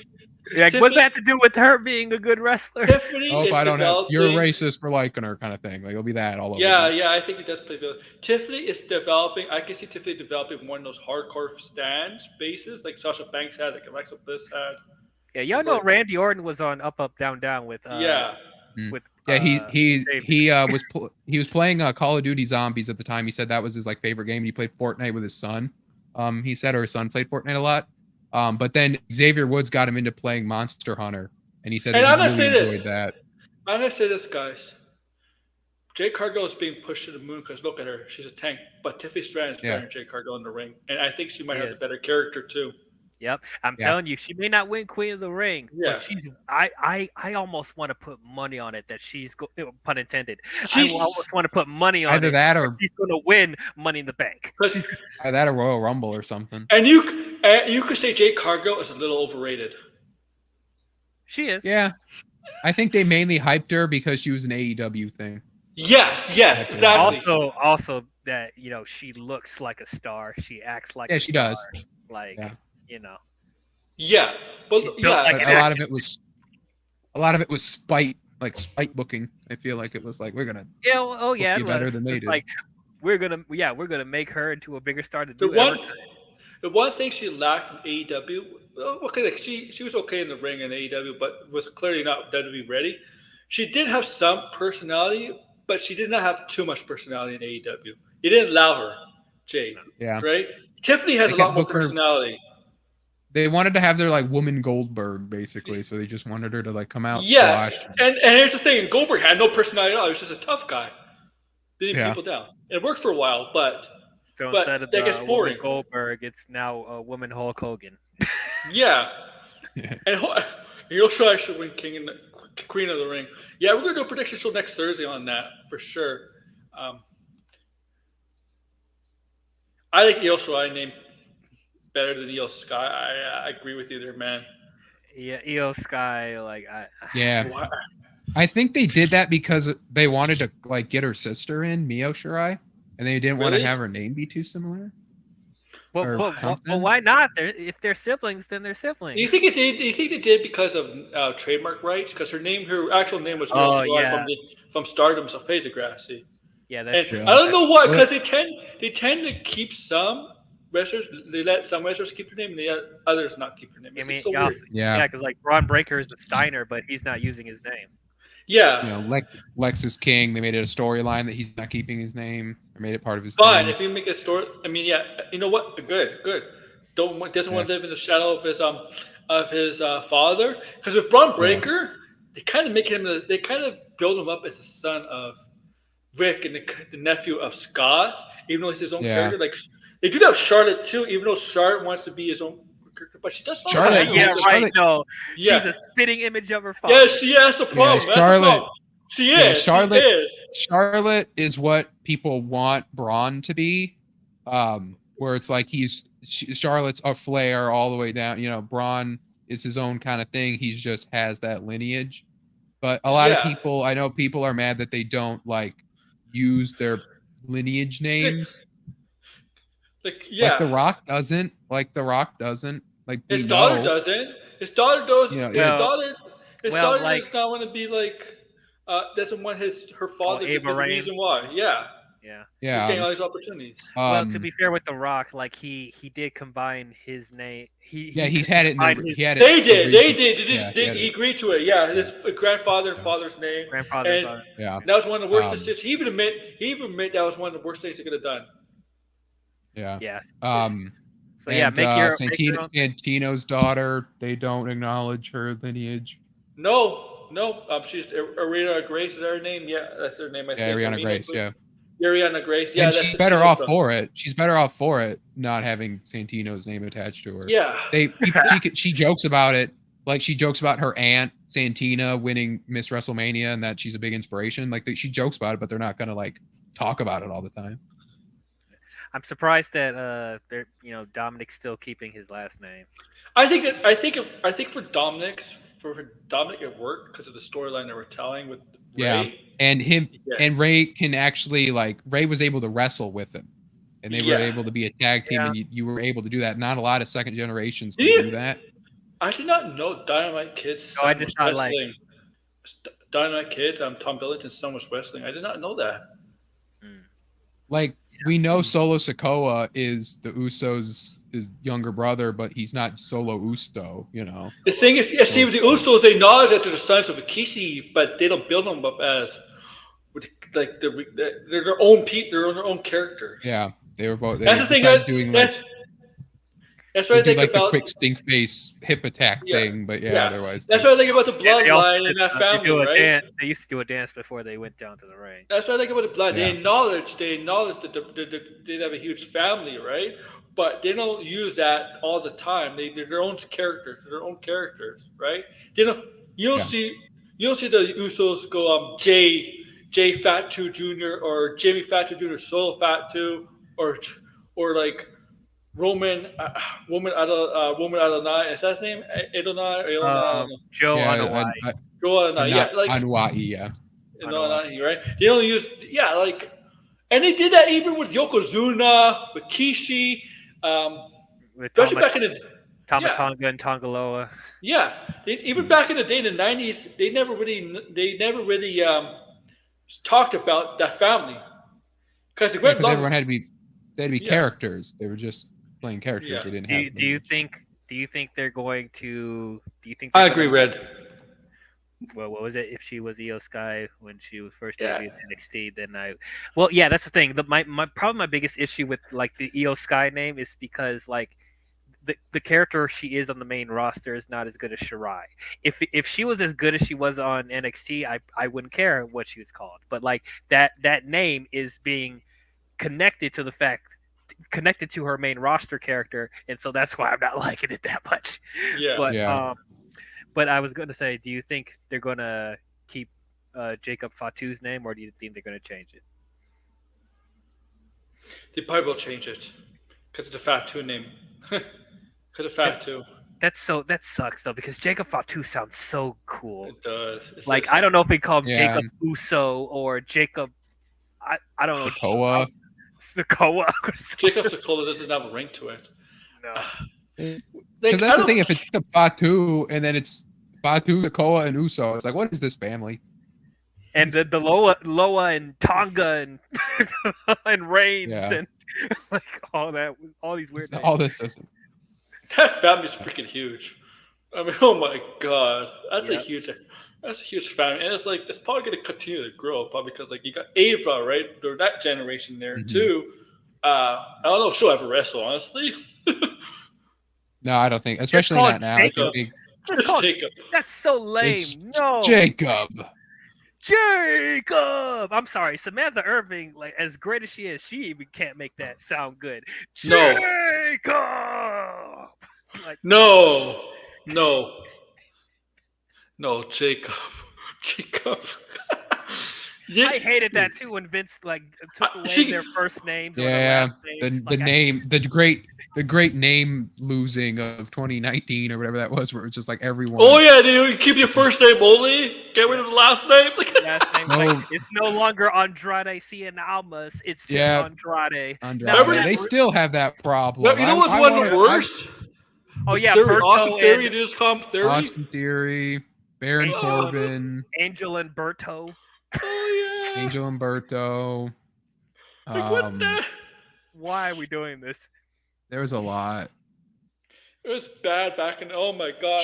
Shorty G was still. Shorty G is still. My god. That's what Vince is going to burn in hell for. Like not anything else he's done. Shorty G will be what the devil holds up. Like this. Riddle, yes, Riddle. Riddle. Oh, Pete Dunne is Butch.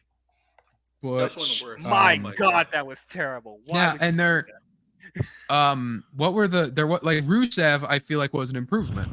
Yeah, that was actually Alexander one of the few good ones.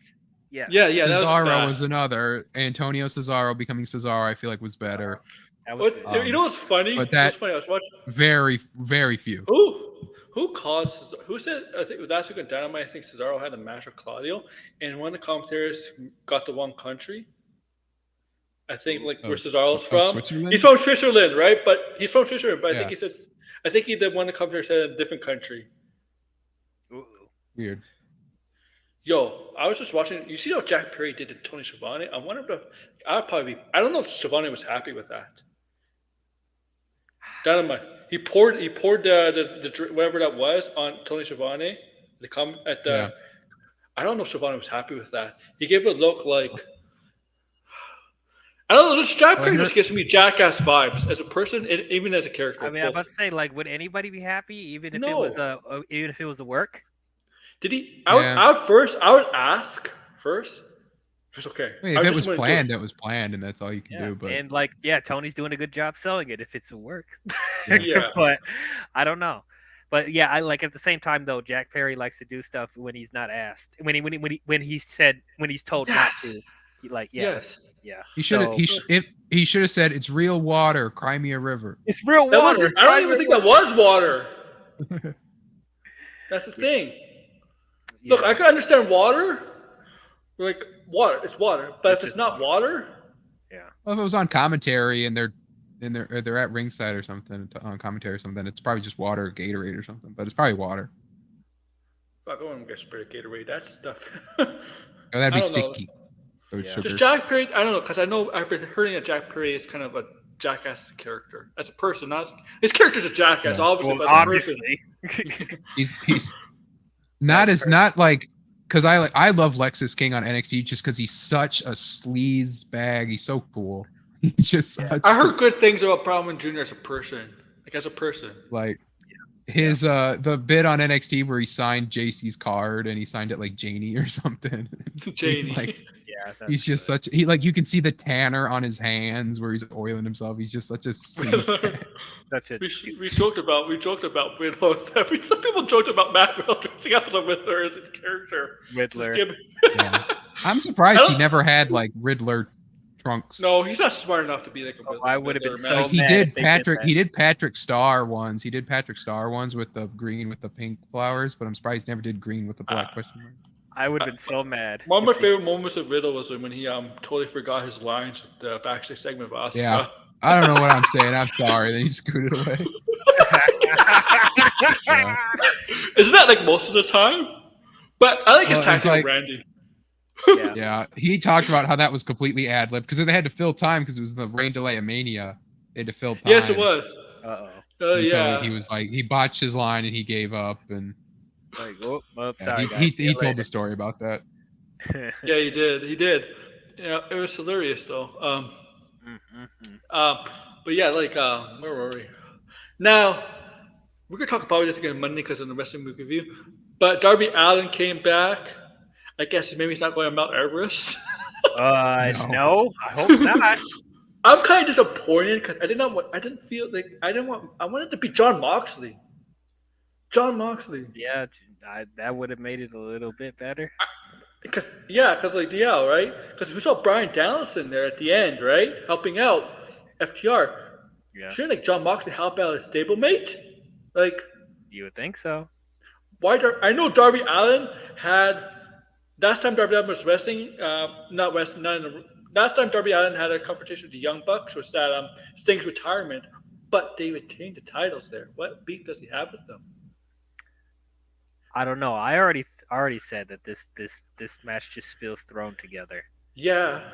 Like I'm really having a hard time caring about. I'm sorry, but I like FTR and Bryan Danielson, but I feel like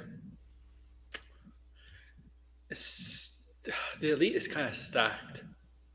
With all color there on that side. I mean. Yeah, I mean, unless it was the full Blackpool Combat Club, which we obviously can't have, it's like I didn't like. Is it weird? Is it bad for me to say I'm getting tired of FTR? Yeah, I personally am. Like, no shade against them because they are one of the best tag teams in professional wrestling right now. But it's just like I'm starting to feel FTR fatigue, especially with them doing stuff with the Young Bucks. They always do stuff with the Young Bucks all the time. It's Young Bucks every time. At least try like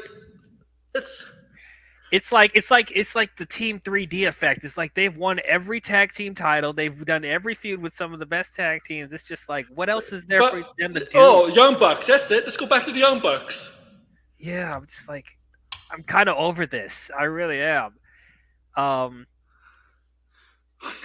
He's a walking accident. Is he a walking accident, or does he do it on purpose? That's the question. Both. Both. Yeah. I mean, getting hit by a bus, that's definitely an accident. But the other stuff, like, man, and like he's not 100%. He's still gonna be in this Anarchy in the Arena match. Like, are you kidding me? Oh my god! Oh, I don't know. At least have somebody that's the same size as Jack Perry, though. I thought Jack Perry was bigger than him. Yeah, he is a little bigger than him. Just as far as build. I mean, like they fired Christopher Daniels. I don't know if I'm sure that's kayfabe. Yeah, that's not for real. He's one of the talent. He's one of the talent relations of AEW. They're not gonna. If it was a drama, I really thought Adam Page was going to come back too because he got fired from the Elite. That would have some sort of connection to the Elite. Yes. Like if we can't have Penny, what? Remember the first year of AEW, we saw one of the best tag team matches ever was Omega and Hangman Page versus the Young Bucks, right? Oh yeah. And that was the beginning of Hangman's gimmick where he drinks alcohol, right? And that one famous picture when the camera shot to him where he gave that look with the beer in the cup. Remember that? Yep. Right? So now, why can't they now 5 years later, or 4 years later, whatever, because it was 2020, just before they go to Daly's place. Yeah. I think there's a chance whenever Mega's ready and whenever Hangman Page gets back, I think they're going to do that again. Yeah, I think so. It's such a shame though that Kenny's dealing with the diverticulitis, but yeah. But at the same time, it's like like that. Who would be like? I think a perfect scenario would have been if we had Kenny, Hangman, Swerve, and who else would have? I mean, I guess Eddie because he, Okada beat him for the Continental Championship, but I'm just thinking of like 4 people that would have beef with them, other than FTR. Jesus Christ! But those are probably the 4 that would make the most sense right CM now. Punk, I'm kidding. if CM Punk was still employed, yes. CM Punk just decides to just show up. Be like, I signed with both WWE and AEW. I do what I want. I can go anywhere I want. Sure, but yeah, it's like people are excited to be Darby Allin, but like, yeah, but what is he? What? Why? He has no personal beef with any of them. Like, I don't get it. It's just, we need somebody who's willing to put their body on the line for this Anarchy in the Arena. John Moxley? That would make more sense, right? I don't get it. I don't get it. What are you, Wizard? Do you see Dynamite? Wizard? Wizard? He made the punt. Did he step away or is he asleep? I don't know. You say anything, but it's just that we're definitely gonna talk more about Dynamite on Monday. I just is it double or nothing this weekend? No, it's next weekend after the Saudi show. Oh, okay. Yeah, it's Sunday after. It's what are the matches right now for them? I do like what I like. Sorry, I stepped away. I don't watch AEW, so I would just let you guys talk. Oh, okay. I like last night where the Swerve and Christian's feud picked up, especially when we got personal. I love Christian, man. I love this.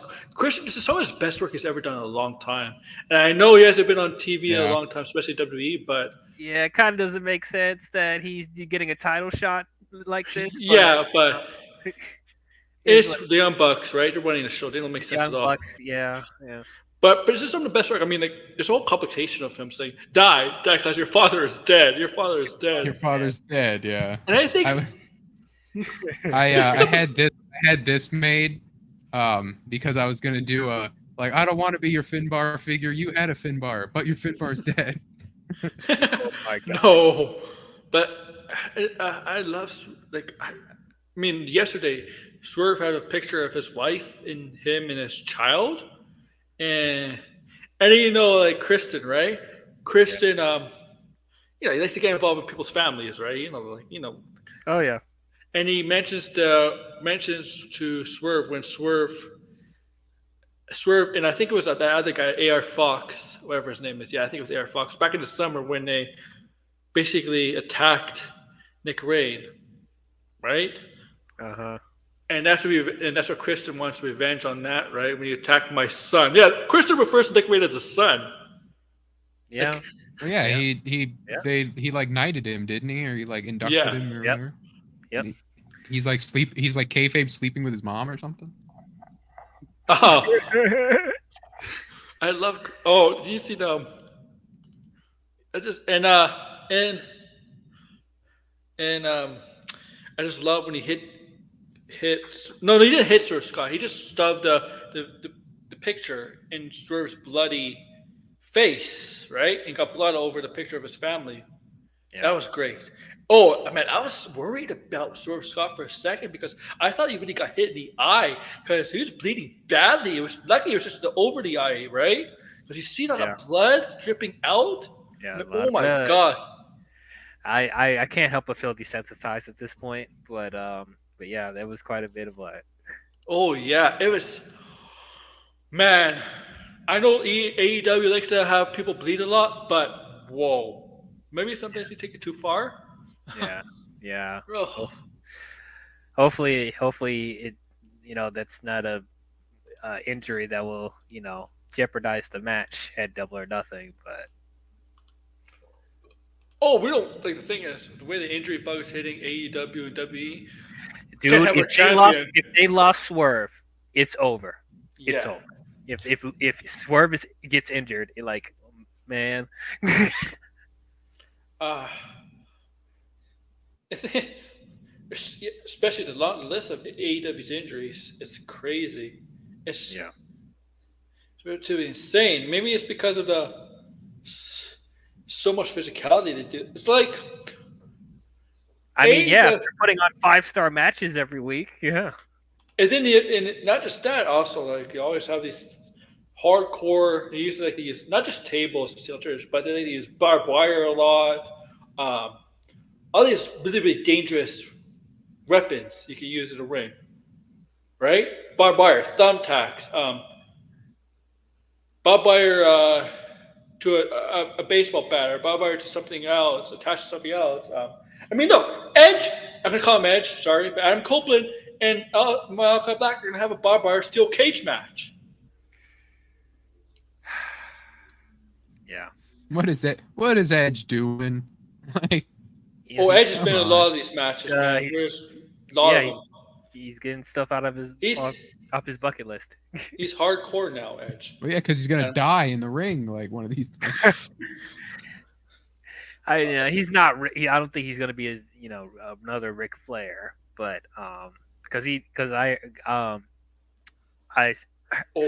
watched his interview with Chris Van Vliet, and even he knows he can't be doing this forever. So it's he's probably gonna Ric Flair can never get out of this. Man, he's obsessed with wrestling. It's his life. I think he is out of it now, though. I hope so. Match wise. Ric Flair versus 90-year-old Ric Flair versus an 80-year-old Hulk Hogan at WrestleMania next year. I would only want Ric Flair. They will never do that. I know. Flair doing I want Flair when he's he knows he's about to die, and then he'd be like, I'm gonna go wrestle this match so I can die in the ring. He wants to die in the ring. I think he wants to die in the ring. Okay, how about this? A barbed wire explosion match. Ric Flair, the Kenny Omega John Moxley match. The exploding barbed wire death match. If that happened, then Ric Flair would be perfectly fine because there was no explosion. Yeah. Oh yeah, that was one of the worst. That's one of the funniest botches ever. It's hilarious, and that's why they're not going back to it. They never did it again. Kingston jumping on Ambrose like he was about to die, and then just those sparklers. And then just spark. It was like fireworks, right? It was like fireworks instead of the sparks going off instead of an actual explosion. Yeah. It's freaking hilarious. That's AEW for you, right? Yeah. Yeah, it's classic AEW. That's something Impact would have done. Impact's a lot of done funny stuff, man. Monsters Ball. Lethal Lockdown. I miss Lethal Lockdown. Oh yeah. That's what Impact like to do, right? Back in the day, they like to do a lot of stuff different from WWE. AEW does that too, right? The thing with AEW, they try to be versatile, right? They'll have 200 tag team matches, 3-on-3 tag team matches. They'll have these kind of special matches, hardcore style matches, like the barbed wire stuff, steel cage, barbed wire, or Stadium Stampede. Stadium Stampede, yeah, stuff like that, right? And then not regular single matches, stuff like that. It's just WWE. AEW does it a lot, right? AEW does it. WWE, when they do that, they do it they don't do it as much because they make those matches more special. Yeah. Yeah. And now AEW is getting to more almost a month-to-month pay-per-view basis. It just makes it less special. Yep. Perk Angle versus Daniel. We don't want a blood and guts match. Oh my god. Oh my gosh. Back in the 80s, he used to bleed a lot, but Ric Flair has never been in a match like in AEW matches. I haven't, from what I've seen of Ric Flair. They bleed a lot back then. Yeah, Ric Flair was in Impact matches at least, so it's he had some That was terrible too. Oh yeah. After Ric Flair's been 80 years old for like 40 years. So. This is gonna be him before his final heart attack and death.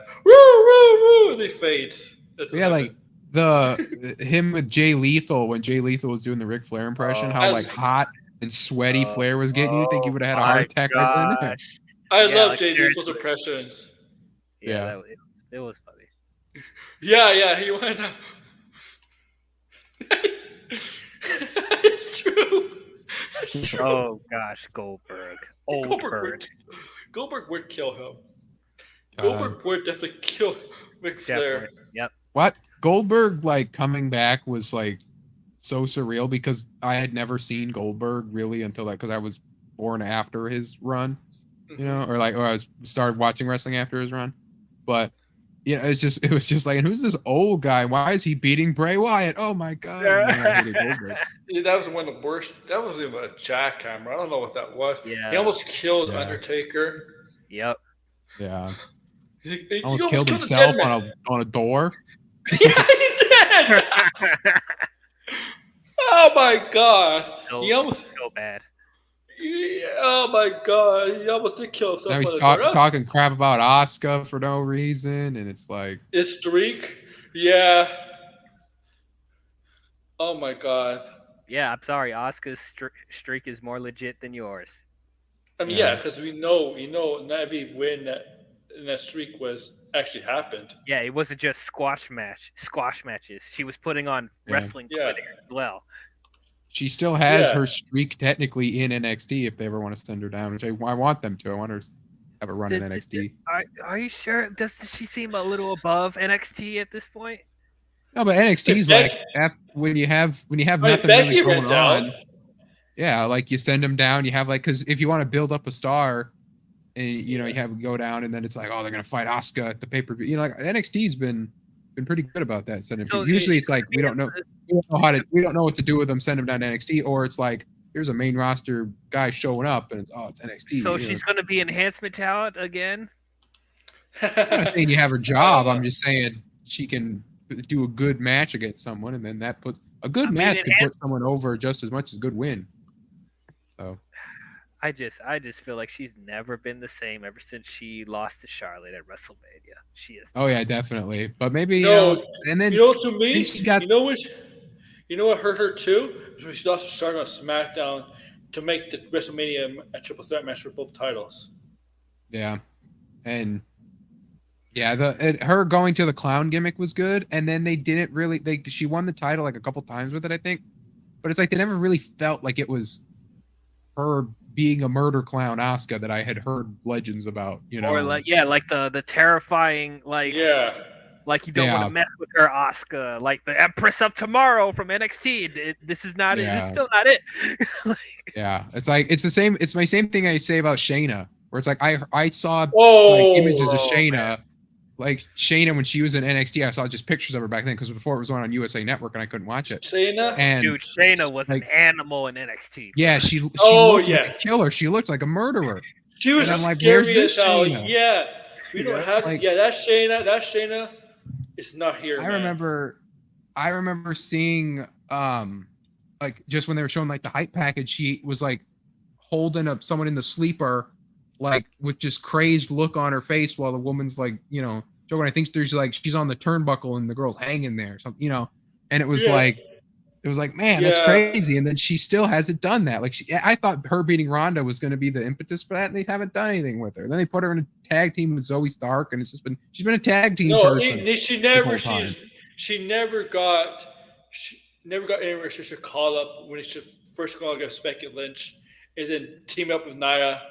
And then when she bit the back of Becky's neck and remember that was terrible. Vampire. Yeah, it's like that whole it's like come on and the feud with Alexa.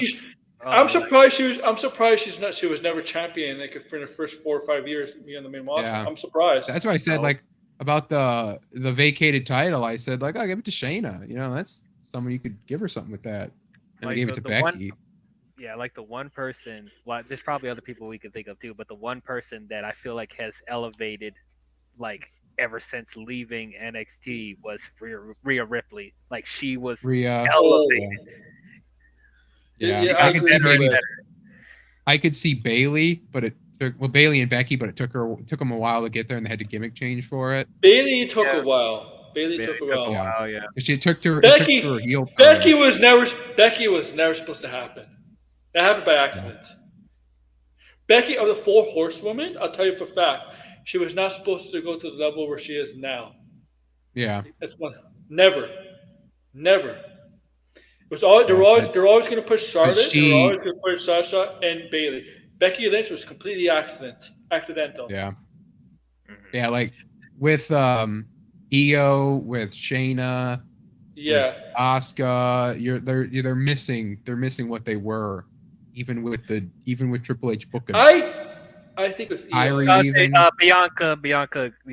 was fine on the main roster. Bianca, she was fine in NXT. Like she was getting a bit of she was being used a lot in NXT, but in WWE, she's like one of the biggest baby faces. Yeah. Raquel, I feel like hasn't gotten. Raquel needs better booking, like she had in NXT when she was like a powerhouse. Yeah, she was just. Raquel just became like smiley lady. The problem is we talk about all these women that need better booking. The problem is it's going to come to the expense of one of these women we're talking about. This woman needs better booking, and you say this woman needs better booking, but like that's the case. Everyone, you can still like better booking doesn't mean winning.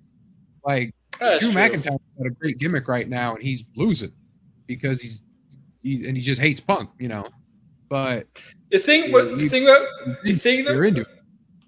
that helped Becky get over first is the SummerSlam match, the Triple Threat match with Carmella and Charlotte, and people did not want Charlotte in that match. I remember the lead up to that SummerSlam match between Becky and Carmella. Becky was getting cheers, loud cheers. She was getting a lot of attention, a lot of crowd attention, right? Because people loved Becky then. Remember her character back then was a jokey kind of character. She made a lot of puns and stuff, right? She wasn't this character. She's like a total 180. But people love that about her too, right? And then Charlotte comes back and gets involved in that Triple Threat match, and people hated Charlotte back then. I mean, Charlotte. If you think people don't like Charlotte now or a couple years ago, back then in 2018, they did not like Charlotte too, especially getting involved in that match. And when she won SummerSlam match, you could feel the tension in the crowd. If you're watching TV, you can feel the tension in the crowd. They're like very disappointed, very upset that Charlotte won. And when Becky laid her out, the crowd reaction, even though that's supposed to be a heel turn, but the crowd reaction was crazy for Becky. And they made Becky a heel for a couple months. Remember, they tried to build Becky as a heel, but she was getting cheers. It did. Couldn't do it. And then the one thing that put it over the edge was Nia Jax punching her. Yes, Nia Jax, when she punched Becky in the nose, that catapulted to like where she is now. Yeah, that's. I gotta thank. You know what? I got like. I'm not one of those people that shit on Charlotte. I have no problem with Charlotte. I think she's good in the ring. I think she's good for what she is. She's not a bad person. Like I think people like just hate on her because she gets pushed too much, which I do agree. She does. But the one thing I gotta praise Charlotte for, if she was not got involved in that, Becky Lynch would not be here where she is. Yeah. Sure, another happy accident. Yeah. Sometimes wrestling, her getting put in the match with Ronda and Becky was crap, though. Yeah, that was bad. That was bad. Anyone, like none. See, agreed. I agree with you. Yeah. Charlotte's the only person that could have got Becky to this level at that time. We still haven't gotten Becky versus Ronda 1-on-1 either. It's not going to happen. And we never will. I don't think one is coming back to WWE. Yeah.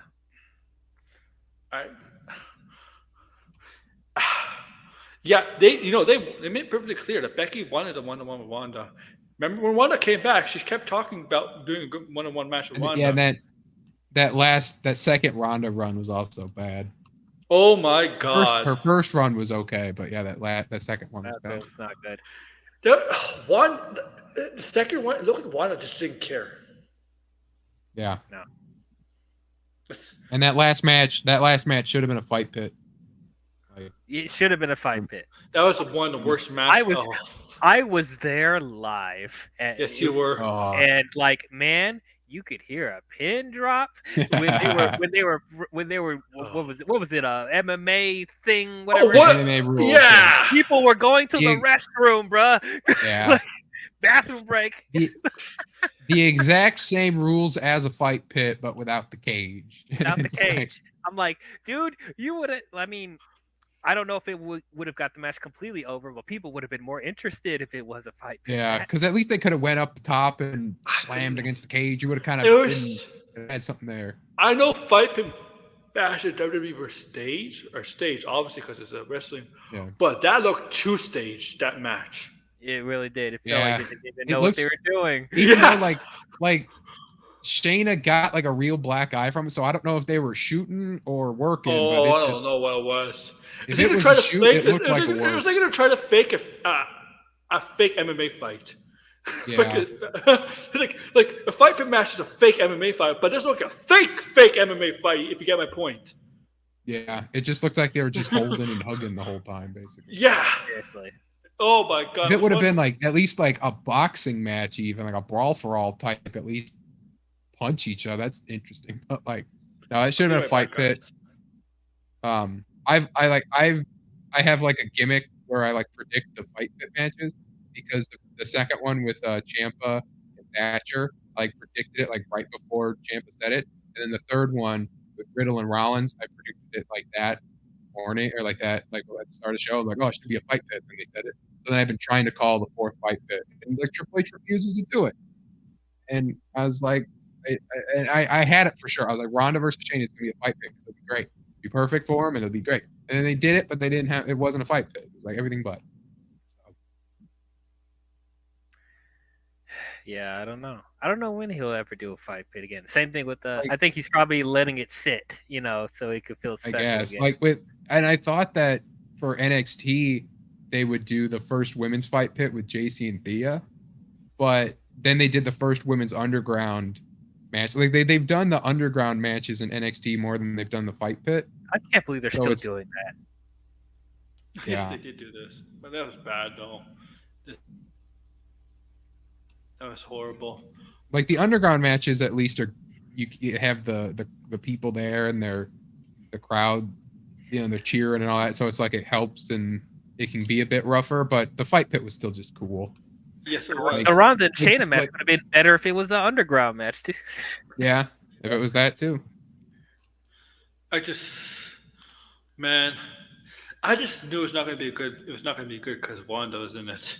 Well, actually, no. I actually had a little bit more hope with this because Shayna and Ronda know each other very well, and we both we buy both of them as actual like brutal fighters. So it's like, it was supposed to have like, it was supposed to make Shayna the baby face, the heel. Remember when she would turn on Wanda to cost her attack? Is she the heel though? Because like it was supposed to, but like they turned it quickly to her baby face in that match. Yeah, because like at that time nobody gave a crap about. Nobody liked about Wanda. Yeah, it became Shayna being like, "I'm gonna kick you out of WWE because you suck," and then that was like and the fans. She was supposed to be the heel. Like, I'm doing quotation marks, but they really quickly realized because the fans were on Shayna's side. The fans did not. The fans. If Ronda had going away heat at the time. Yeah. Mm-hmm. Okay. That's what the fans side of Shayna, and they quickly realized that. Nobody wanted to see Wanda anymore. It was this. And I remember, like, I don't know if she did any favors for, Liv Morgan. I mean, Liv Morgan wasn't ready to be champion, and they really didn't do any favors for Liv Morgan at the time either. Yeah, because she tried to do that, like, smile when she passes out gimmick that I think she used to do that, or Nikki did it in NXT, but Wanda was the one person to try to get Liv over with at that time, even if she was champion. Because people look as a champion, right? You're perceived as the top dog, right? Never the underdog. But when it's Wanda versus Liv, if you know Liv took it from her, but that was cashing in, right? When Wanda was ready to defeat, cashing in, Liv is always perceived as the underdog to Wanda, no matter what. Yeah. Right. But like even then, like you know, we sometimes like the good underdog story in wrestling. We do. Like, we do. It could have worked, but it's like. I just think, the booking was just not very good with her. It's just with Ronda, the thing. The booking, especially, it's just with Ronda. Ronda was just the one person to try to build Liv with against. Sometimes, right? It's just, look at Liv now. This Liv, I could believe could be champion right now. Yeah, it's like there's a good amount of people that want her to be champion. Yeah. Okay. I mean, Liv is like the ultimate, was always perceived as the ultimate underdog. And you know what's good about this? It's just turning her heel. Well, she is technically a heel now. I think pretty much say she's a heel now. Pretty much, yeah. And because you build with frustrations, you're always being perceived as the underdog, not coming through. You're always 2 Royal Rumbles in a row, second last, right? She's always the last one to be eliminated. The Battle Royal a couple weeks ago to determine the new champion. Elimination Chamber, I think she had the most eliminations. Yeah. And she can use that as her heel turn. I'm tired of being perceived as the underdog. I'm tired. Yeah, and then once again, it's like if she wins the title, it's going to add more fuel to when Rhea eventually comes back. Yeah. And they got to find a way to protect Liv Morgan in that time being, right? Because if she does beat Becky, I don't know if she is. But if she does beat Becky, they gotta protect her very well. Because don't fumble her again like they did when she was SmackDown Women's Champion. Please. I'm sure Hunter will put in more of an effort. Yeah. She's gonna sign a new contract. Trust me. Rich just hates Becky. I know he does. Damn, man. What you got against Becky, bro? You don't like redheads? Well, she's not really natural. She's a natural blonde, but whatever. No, she's. I thought she's brunette. Like she has black hair. No, I think she's natural blonde, Becky. I don't know. I mean, I don't really care. Their daughter has black hair too. I think. Yeah, both their hair is black. Steph. And I think she did she had black hair when she did like these photo shoots. I think before too. I think she said she was born strawberry blonde. I think that's what she said she was. Because I seen her with blonde hair before. I know Seth has darker hair. Yeah, Seth, yeah. I mean, I always thought it looked ridiculous when he had that blonde streak in his hair. I like the blonde streak. It was different. It was okay. Sometimes I liked it, and sometimes I didn't. I like now he's getting full on blonde highlights. It looked better on him. Yeah. Like I said, I just like Architect Kingslayer era Seth Rollins. Like I just have nostalgia for that. I guess. I like Architect. The Beast Slayer stuff. I'm like, eh. The Architect when he trying too hard. That's when he took out Triple H, right? Yeah, when he beat Triple H. Yeah, the King Slayer / Beast Slayer. I'm like, okay, you're trying too hard. Yeah, he's calling himself so many stuff: King Slayer, Beast Slayer, the Visionary, the Architect. Like, what are you? Pick one. Like the Architect heel Rollins is actually pretty good. You know, though I started to. I know you can really like to love Seth freaking Rollins. Or like the redesign, rebuild, reclaim. Like when he came back from the injury, like that was. Isn't that the Architect? You know what my pet peeves are? Like that.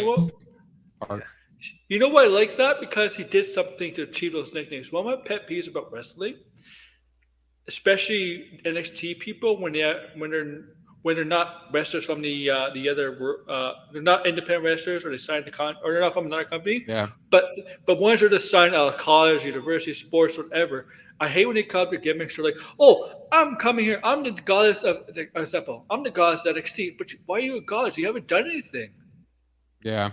No, I love the goddess Alexa Bliss though. I do, because she earned it. The thing is, she earned it. She earned that. She earned to be called goddess of NXT. But I don't like people up and coming. They're just my favorite Alexa Bliss. They're always saying, like, "Oh, I'm the queen of NXT" in the promos. Like, you haven't done anything. Or I'm the king of NXT. You haven't done anything. My favorite favorite Alexa Bliss is pre-Lily Doll Funhouse Alexa Bliss.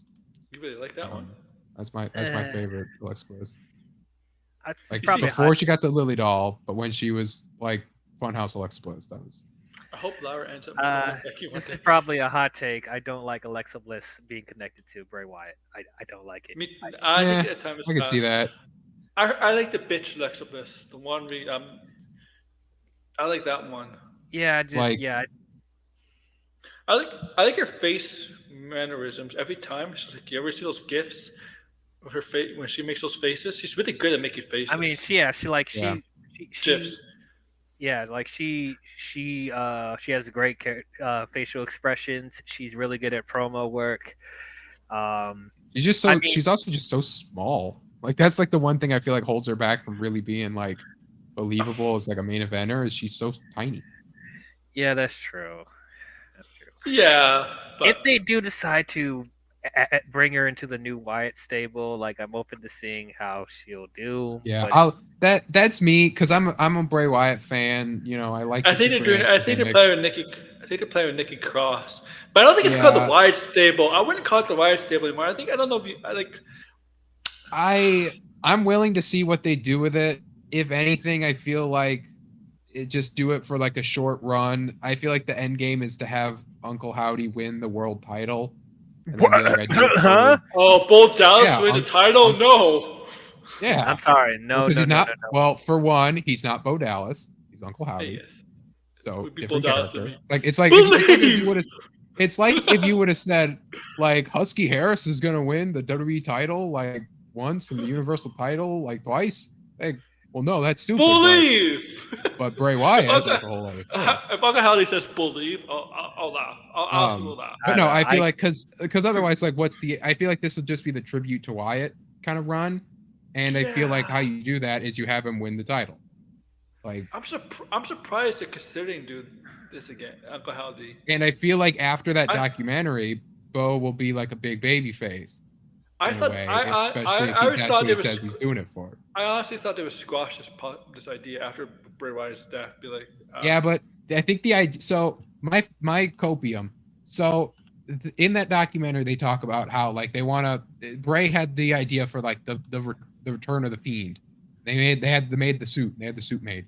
But Bray only let one person ever wear that suit, and that was the guy that designed the suit. He was the guy who was dressed up as the Fiend in Bray's return when they had like the lights come on and they were all standing in the crowd. The guy in the Fiend costume was the guy that designed all the stuff. So I think that this will be this stable will be just like a love letter. Like Rowan will be back, and you know they'll have Bliss. Yeah, there. Rowan's to be signed. If they have Nikki and Loomis attached, which I don't know why you would, outside of kayfabe, Cross and Shotzi were closer to him, I guess. So they would make more sense. Hilarious. Well, Shotzi's injured, so. Yeah. Well, so it's like, I'm not surprised Shotzi's injured, man. She's a daredevil. Like. But no, I feel like finish the story for Bo Dallas is to win the title for Bray. I believe in Joe Henry. Because otherwise, like, besides just having a run, there's no real point. But what was the original plan of WrestleMania? What? It was Bobby Lashley versus Bray, right? Yeah, he was going to face. Yeah, Bobby Lashley versus Bray. Yeah. Oh yeah, because Brock never wanted to face Bray. I think the original plan was Brock to face Bray, but Brock didn't want to face him, right? Then he changed it. Yeah. So I was like when I did the predictions for that WrestleMania, that was last year 2023, right? I'm like, you got to face Omos? Did Bray Wyatt? Yeah. Yeah, so because otherwise, like, if Bro comes back with this stable, like, what's the point? He wrestled the Undertaker. Well, that Undertaker's an exception because it's the respect.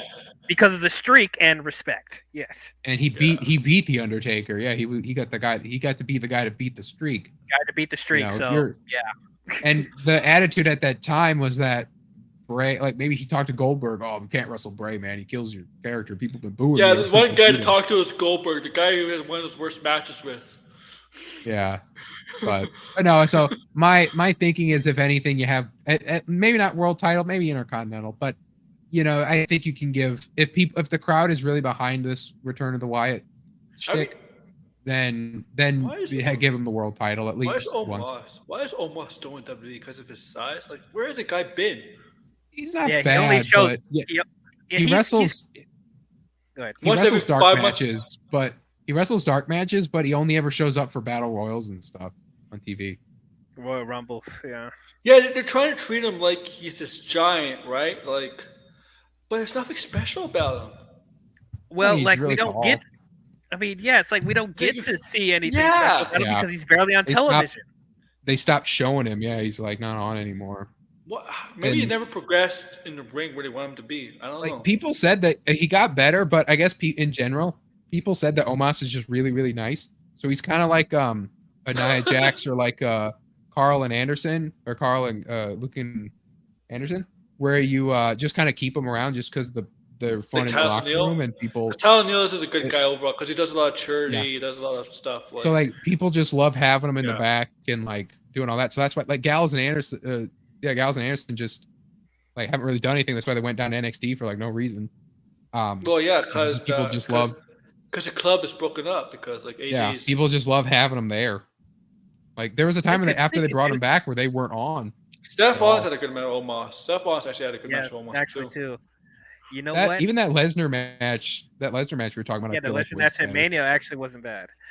And honestly, I know people will be looking at me crazy, but if I actually would be kind of interested in seeing a little feud between him and Cody. I actually might be interested in seeing that with Omos and Cody. With Omos and Cody. Yeah, it could be like a Dave and Goliath story. Yeah, if they do it properly. If you do that, you do like Tozawa. Oh my gosh. Well, because there is storyline reason for that. Aaron, do you remember what Omos's first thing? Yes, he was a ninja. He was a ninja. He was a ninja with Tozawa. Yeah. So let's not bring that back again. Yeah. He was a ninja. Yeah, but that's not pretty. Yeah, like that era was pretty bad. That ninja gimmick went on way too long, and that thing was so bad. I don't know how a guy 7 foot tall could like hide in the shadows, be invisible as a ninja. Like seriously. Like everything could be too so dumb. Be too visible. Be like, what the? Like, what? I wasn't gonna do. I don't know how you could climb ropes. Like ninjas could climb ropes or jump out. No, like I don't know. Also, MVP still is his manager, and it's like there's still some unfinished stuff between him and Bobby. I don't get it. And part of me thought that like Omos was gonna join Bobby's stable, but no. Well, Nate, Cedric is still there, but they released Shelton. Like if they would have gone like a reform of the Hurt Business with Omos and go against Bobby Lashley's team, like that writes itself. I thought he was gonna join, like you guys. I thought he was gonna join the Hurt Business too. I thought there were rumors about them joining it. Reform the Hurt Business with Omos and MVP versus Bobby Lashley's crew, and then have them like, I'm gonna destroy Bobby Lashley, and like you do that easy. But I said, they got rid of Cedric. They got rid of Shelton. Well, they brought Shelton and Cedric back together to really reformed the Hurt Business. Briefly, for a brief time, They just kind of put them as a team for their own, because all Shelton did in his last run was just tag teams over and over. Did they help him against Goldberg when Bobby Lashley had that feud with Goldberg? Maybe, but like I'm saying, like why don't they have MVP and Omos join the Pride with the Street Profits and stuff like that? Because like I don't see MVP. I feel like that it's stable.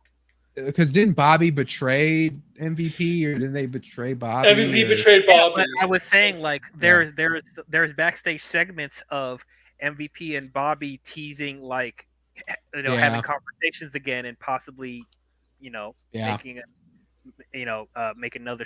rebuilding a stable again, and they never followed up on that and just But they were doing that. They were teasing a lot of Hurt Business reunion stuff. Ever since they broke up, they were teasing them getting back. They They just don't know what they're doing. I feel like with Bobby, like he has his pride stable, but then they just got beat up by they beat the Final Testament at WrestleMania. Yeah, they beat Who did Dawkins just get beat up by? That's Tama Tonga. Yeah. Yeah, the bloodline. Yeah, they beat up the bloodline. Bloodline. Yeah. Replaced Lashley because Lashley's hurt. Yeah. Hurt. The hurt business. Yeah. Not literally the hurt business. But yeah, just bring Omos back. Okay, what do you think of Ricky Starks, guys? Like, he's going to NXT. He's going to WWE. Yeah. He's going to WWE. 100%. I agree. Because he said right in an interview that he's not hurt. He's the dancing guy, right? Do you think they're punishing him because he's not the dancing guy? I thought he was the dancing guy. Do you think they're punishing Ricky Starks? No, he's the guy. He tries to act like the Walk at times with the Hawaiian shirts and the glasses. You know, he's. Do you think they're trying to punish him because he's been seen at WWE events supporting his buddy Cody Rhodes? Yeah, and he was tweeting about it. And Punk. And Punk. Yeah. That's why we were talking about Danhausen earlier. I was reading. That's what they were talking about. Danhausen too was in that same kind of.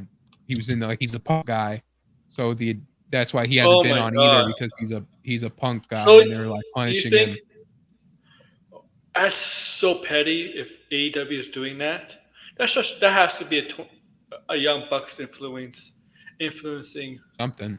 Could be Tony. Remember, Tony felt that he was unsafe and all this stuff. He was unsafe. Hey, if he felt unsafe, he showed the footage of. He showed the backstage footage for no freaking reason. Yeah, he was more unsafe taking a tombstone from the Young Bucks than CM Punk ever tried to do in the backstage footage. Yeah. Come on. So I could see Ricky. I could see if AEW is done with Ricky, I could see Ricky being done with AEW. Same with Danhausen. Same with Malachi. Same with Miro. Hook wants out of AEW. Hook. The problem with Hook is he lacks personality. He doesn't need that much personality. No. He's the silent killer. That's what they looked at. They work really well. Okay, I'm gonna be. I think he's too small to be called a silent killer. He needs to be bigger. Yeah, but sometimes like that lean kind of like just killer. That can work. And but I watched Dynamite last week. He really does. He needs somebody to talk for him. Well, you got Taz. Yeah. He does need somebody to talk for him. If he goes to NXT and you get Taz in WWE back too. You got that. You got Heyman. If Heyman leaves the bloodline, you got him. I can even get a random pull like Ken Shamrock or something. I wonder how many people would want out of AEW because I can see a lot of talent there. I mean, there used to be a time where people want to leave WWE and go into independence or go to another company like AEW. Go where the money is and go where the freedom is. And right now, that's WWE. No, it's changed over time, obviously, right? Because the tables have turned. Yeah, I mean, it's very unfortunate because we need competition. We need competition in professional wrestling. That's how we keep the industry flourishing when there's not just one big company monopolizing everything. So AEW needs to succeed for the the future of the business. But it's a shame that Tony and the Bucks are getting in their way. Worst thing that can happen to AEW is when Raw goes on Netflix and if they can get more edgy, because AEW, which I don't think they will. The one thing AEW has over WWE is its edge, that you can push the envelope more. I don't think they get with more edgy. Tony's gimmick and all that. I don't think Tony Storm's gimmick wouldn't work. I don't think they're not going to be TV-14, but they're not going to be the clean PG that they used to be. Yeah, it's just you're going to be careful because of advertisers. Just not going to have advertisers. That's why. It's not always a network. It's advertisers, and Like AEW doesn't. I'm do just much saying, past like, effort. yeah, like if that would be the one thing where if it's like not don't have to go as far as AEW goes, but maybe Moxley wants to blade every once in a while. AEW Maybe goes Moxley like will let you blade. AEW is TV 14. Mm-hmm. Yeah. Okay. And like WWE back in the Attitude Era was TV 14, but on pay-per-views, because they did show breasts on pay-per-views and stuff like that, so they would go mature on pay-per-views, rated R on pay-per-views. Yeah. I know that. Even the Ruthless Aggression era, they were TV 14. Yeah. See, WCW was always PG-13. If you watch the Monday Night Wars, WCW they barely swore. Yeah. They did because the TNT or TBS whatever didn't like it. On Netflix they technically can, but it's with the advertisers. WWE still has sponsorships and advertisements. Yeah, they might get simple. They send out like the polls or whatever, and they're like, "What is something that you would make you pull out?" kind of thing. Like if it's just if all we get is more blood. That's still blood is fine. But I don't want. I just want blood to mean something, not like AEW where like you have to bleed. Yeah. That's true. I gotta go, guys. But I'll talk to you guys. Okay, we're about a little over 2 hours anyway. Take care, DL. All right, man. Last topic for the day anyway. Really fun topic.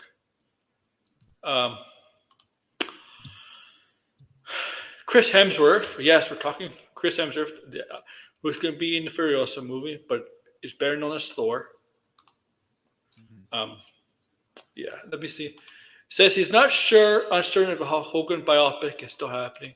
So if you don't know what I'm talking about, Hulk Hogan might have a biopic movie being directed by the Joker's director and Hangover's director, Todd Phillips. Also, Chris Hemsworth is attached to play Hulk Hogan, but he's uncertain if that movie is going forward.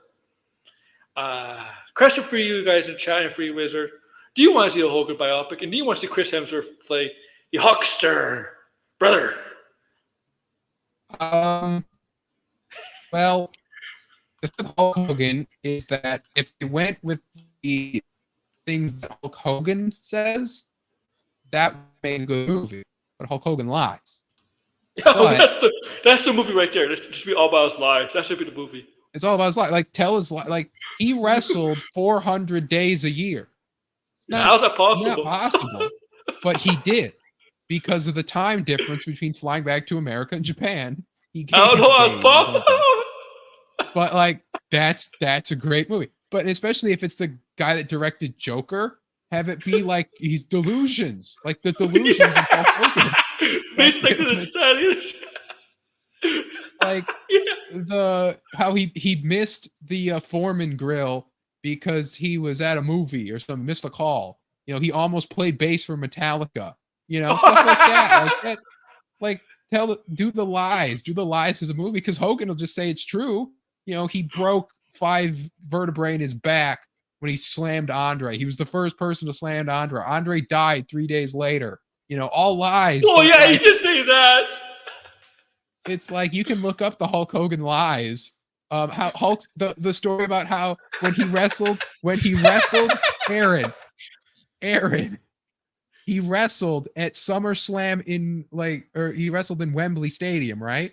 He wasn't there. I know. Yeah, and there was a fan. There was a Make-A-Wish fan that was backstage that died on the way Hogan. He was not in the crowd. He died in the back. He came out. Michael Jackson was there in London, in Wembley, in 94 or something when Hogan was in WCW. Oh my God. Yeah, Hogan is one of the biggest liars. I mean, that's hilarious. I remember the lies. Oh yeah, Elvis is a big Hulkamania fan.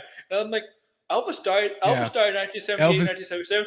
Hulkamania wasn't born until 84, 85. Yeah. Come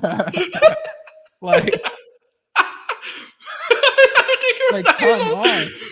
Oh yeah. And then the tombstone, right? Remember the tombstone on the steel shirt? He said Undertaker broke it. Yeah. Yeah, Undertaker believed him for the longest time until he watched it back, and he's like, "That guy's lying." He didn't even hit his head on the chair. Never hit his head on the chair. If you watch it, he never hit his head on the chair. Oh man! Like make that movie. Remember he said discovered Brock Lesnar? Was the reason Brock Lesnar got signed to WWE? Yeah, he's like he knew he had something in him or whatever. Like yeah. Like I saw Lesnar before anyone. Yeah, bullshit. Yeah, he said it about Kevin Owens too recently. Yeah, he did it about Kevin Owens. Oh yeah, he's like I knew Kevin Owens had it. Well, and that was even before. It was someone even more recent. I feel like it was someone else, like Austin Theory. He said a bunch of lies. Chris Van Fleet's show, right? He said his stuff, right? Yeah. Yeah. And he said stuff on the Joe Rogan show.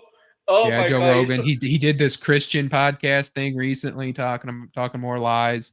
But no, like you remember Dark Side of the Ring, that episode about Marty Jannetty? It's titled like The World According to Marty Jannetty. Like the Hulk Hogan biopic is the world of Hulk Hogan, and it tells everything, every lie completely straight. And he said in an interview a couple months ago, he's actually talked to Chris Hemsworth about the movie, and I'm like, and the producers, I'm like, what did you tell Chris Hemsworth? Because if I was working on this movie is ever going forward, don't believe a word Hogan tells. Yeah, I would not believe a word Hogan says, and because you could vouch for everything that Hogan did not said as a lie. It's easy to prove them. Some lies is hard to prove, right? But Hogan's lies are easy to prove because we know. Because we could check him easily, fact check him easily. Well, let me tell you something, brother. When I was over there down wrestling in Australia, brother, I saw that Chris Hemsworth, brother. I saw him. He was just a wee Hulkamaniac, brother. And I knew he's got the power of Thor, brother. I knew he was going to be Thor, brother. I knew he was going to be Thor, Jack. I saw it. I saw it right in his eyes, brother. I could see the thunderclouds forming above, brother. The Hulkamaniacs and the power of Thor was shining on this kid, brother. So I knew one day, dude, he was going to be the one to play me, Hulk Hogan, in a movie, brother. Yeah. I remember this. What's the story how he got the Hulk name from Marvel? Because it was like, oh, he was doing something with Lou Ferrigno, and he was like, oh, you're as big as the Hulk or something. Like you saw him a commercial, he was doing something like you're as big as Hulk, and then he got the name Hogan for that. But I doubt that's a real story. I don't know. But, yeah, there's some depth lies. But I knew right then, dude, that he was gonna play me in a movie, brother. And I wrote his name down, Chris Hemsworth. I'm the reason I gave the name of Chris Hemsworth to Kevin Feige and MCU Marvel Studios because I knew I was talking to Kevin Feige, dude. They wanted me to be in the Hulk movie, brother. They wanted me to play the Hulk, dude. Remember the craziest rumor about playing Thor in MCU was Triple H. I remember that. Yeah, Triple H. Yeah. I wasn't taking that seriously, but I remember that. I'm like, but I told Kevin Feige, dude, even though I don't think Kevin Feige worked for the MCU back then, brother, but I told Kevin Feige, dude, I said, I told Jon Favreau, brother, I said, I can't play Hulk, brother, because I broke my back lifting up Andre, brother, in front of 1,000 screaming Hulk. Get Mark Ruffalo, brother. Get Mark Ruffalo, brother. And I lost 2 feet just because they're taking muscles out of my back, dude. And I'm shorter now because of that, brother. But I told Jon Favreau, you got to get this Chris Hemsworth kid, brother, because I saw him in Australia, dude, and I knew Jack that he was gonna be the one to play Thor, brother.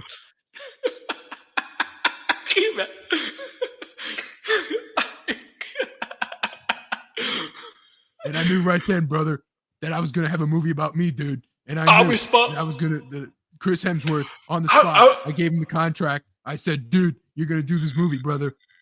Yo, Wizard. You know, Pacific, brother, I'm the reason the Marvel Studios and the reason MCU is where it is today, brother. If it wasn't me for discovering Chris Hemsworth, the Marvel Studios would not be running in the world. I was having lunch with Kevin Feige, dude, and I put 5 M&Ms on my ice cream cone, dude. It was a yellow, the sherbet ice cream cone, and the colors were that of the Infinity Gauntlet, dude. I gave Kevin Feige the idea for Infinity War, dude. And I'm telling you, brother, because we saw this dude. He looked just like Thanos, dude. He had a messed up chin like that, dude. He's a really big guy. And I said, that's the guy, brother. That's Thanos, dude. And I came up with the idea for Thanos. No, not Josh Brolin, dude. It was going to be me, wearing the mocap back then. But because I broke my back lifting up Andre, I had to take my back out. I lost 5 feet of size, brother, and so I couldn't play Thanos, dude. But luckily they had Josh Brolin, dude. I knew him from back in the Goonies, brother. I saw him on the set of the Goonies when I was there, hanging and banging, clanging and banging on the set of the Goonies, dude. And I knew that Josh Brolin was going to play Thanos, dude, because I had just picked up a Thanos comic that day, dude. Did you know that Thanos is actually based on me, dude? Well, no, Thanos is based on Andre. Yeah, because Andre and me, dude, we're over in Marvel Comics. I was talking to my boy Stan. I said, Stan, dude, this big Andre here, you got to put him in a comic, dude. So then Stan Lee came up with Thanos, dude, and they came up with me to become Hulk Hogan, dude. And yeah, so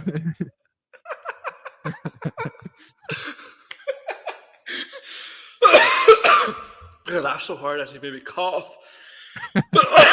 hurt my voice doing it. Oh my god! I mean, seriously, if you're gonna do this movie, it should be based on the lies. All the lies. It's gotta be based on the lies, and you gotta tell it like it's complete, and then just pop up like this story is based on the testimony of Hulk Hogan. Yes. Probably be what like. Probably be like you probably see like if they do the Elvis thing, you see like Elvis at WrestleMania in 1985 at WrestleMania. Yeah. Like, Elvis died before that. or like him and the ghost kid. It's a ghost of for Elvis. some reason Hulk Hogan's wrestling in Wembley Stadium SummerSlam or whatever it was, like in Wembley, while he's supposed to be in WCW. Oh yeah, how about this? Like, if he talks about, oh yeah, WrestleMania 85, yeah, Elvis is in the crowd, and you know, in the film, they should have a ghost of Elvis, like the actual ghost. Yeah, the ghost of Elvis next to the ghost of the Make-A-Wish kid. Like, don't worry, dude. Yeah. Elvis is gonna make sure he gets to heaven, brother. Like, he wrote a song, Hulkster in Heaven. The Hulkster in Heaven song is about a lie, a complete and total lie. I'll tell you about Hulkster in Heaven, dude. Hulkster in Heaven about Elvis, brother. Oh my god! I don't want this movie to happen. I hope it does happen. I really do want it to happen. I was like the Vince McMahon bio they were supposed to do. That was like gonna be like it had to have been like lies and stuff if it all came from Vince, because Vince is gonna lie about it. Yeah, but Vince is not gonna work on it anymore. They're gonna still do it. Yeah, they're not even good. Yeah. They are gonna do it. Yeah, but Vince has no influence on it. Yeah. So. Which is obviously the wise idea. Yeah, I think I wouldn't be surprised if Netflix does some WWE stuff. Don't be surprised. Some WWE related content, not just wrestling, but like biographies or stuff like that. You know what I'm talking about. Like yeah. I wouldn't be surprised if Netflix does that. And my idea is it's probably not gonna happen. Netflix should do Attitude Era, not Attitude Era, but a Monday Night Wars sitcom on Netflix. We have the WCW versus WWE, WWF. They should do a show about that. A sitcom where a sitcom. Yeah. I don't know about a documentary. Not a documentary. No, like an actual show. Like an actual show with actors actually playing. Yeah, like a biopic type show of that. Yeah, kind of. Yeah. I say because a sitcom would also be really funny, of like the Brady Bunch style. With they have. I mean, they are wrestlers. They kind of play. They kind of play a hotel snafu led them to be booked in the same hotel for like a year. So like WCW, like Eric Bischoff and Vince have to try to manage both the wrestlers inside the single hotel, like Faulty Towers. You could do so much stuff. You could do so much stuff on these studios with wrestling related stuff because of the backstage stuff. Like the WCW versus WWE was one of the biggest things back then in the late 90s. It was mainstream. It was cultural. It was big. I lived through it. And you're younger than me, but you're aware of it. I lived through it. It was that huge. Okay, it had a major impact on culture, on basically pop culture. It was big pop culture back then. Wrestling, huge. And I think it'd be a great. I mean, WWE does they have biography. I think they did the versus WCW, but as Netflix, I would make it as a show. You have actors playing WCW characters, actors playing WWE characters. Yeah. The Rock could play himself. like that, or stuff like that. I think they should. I think they should dive into that. Like, let's get some Chris Hemsworth plays Hulk Hogan. Okay, how about all the Marvel actors play in that show? Chris Hemsworth is Hulk Hogan. Chris Hemsworth is Hulk Hogan and Triple H. Yeah, Triple H. Yeah. Do a reverse of verse. Do a reverse. Anything makes fucking brother. Yeah.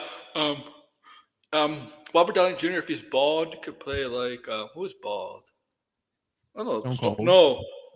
Yeah, but he's too old to play Stone Cold back.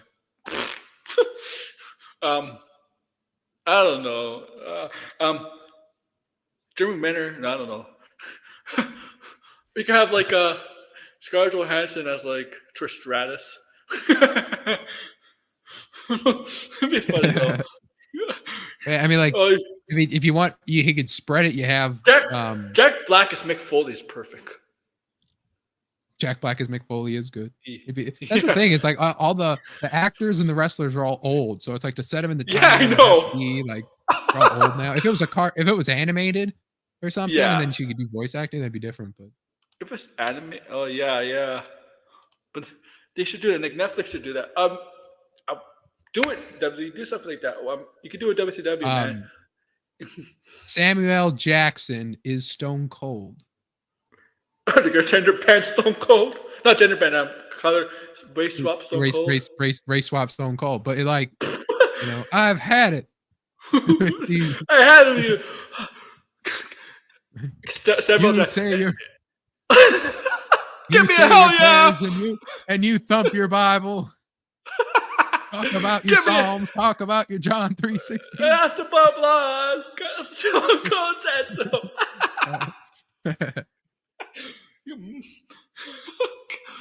Tell me he wouldn't kill it. Like he'd be good.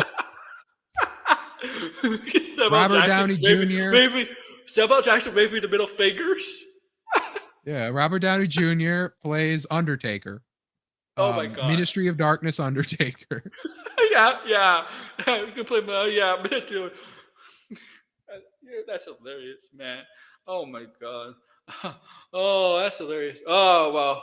We're gonna end it here, man. That was a good long stream, 2 hours and 40 minutes. But thank you, Visitor, for joining me. Has Tony have anything planned today? Make an Lex Luger black. He canceled his stream.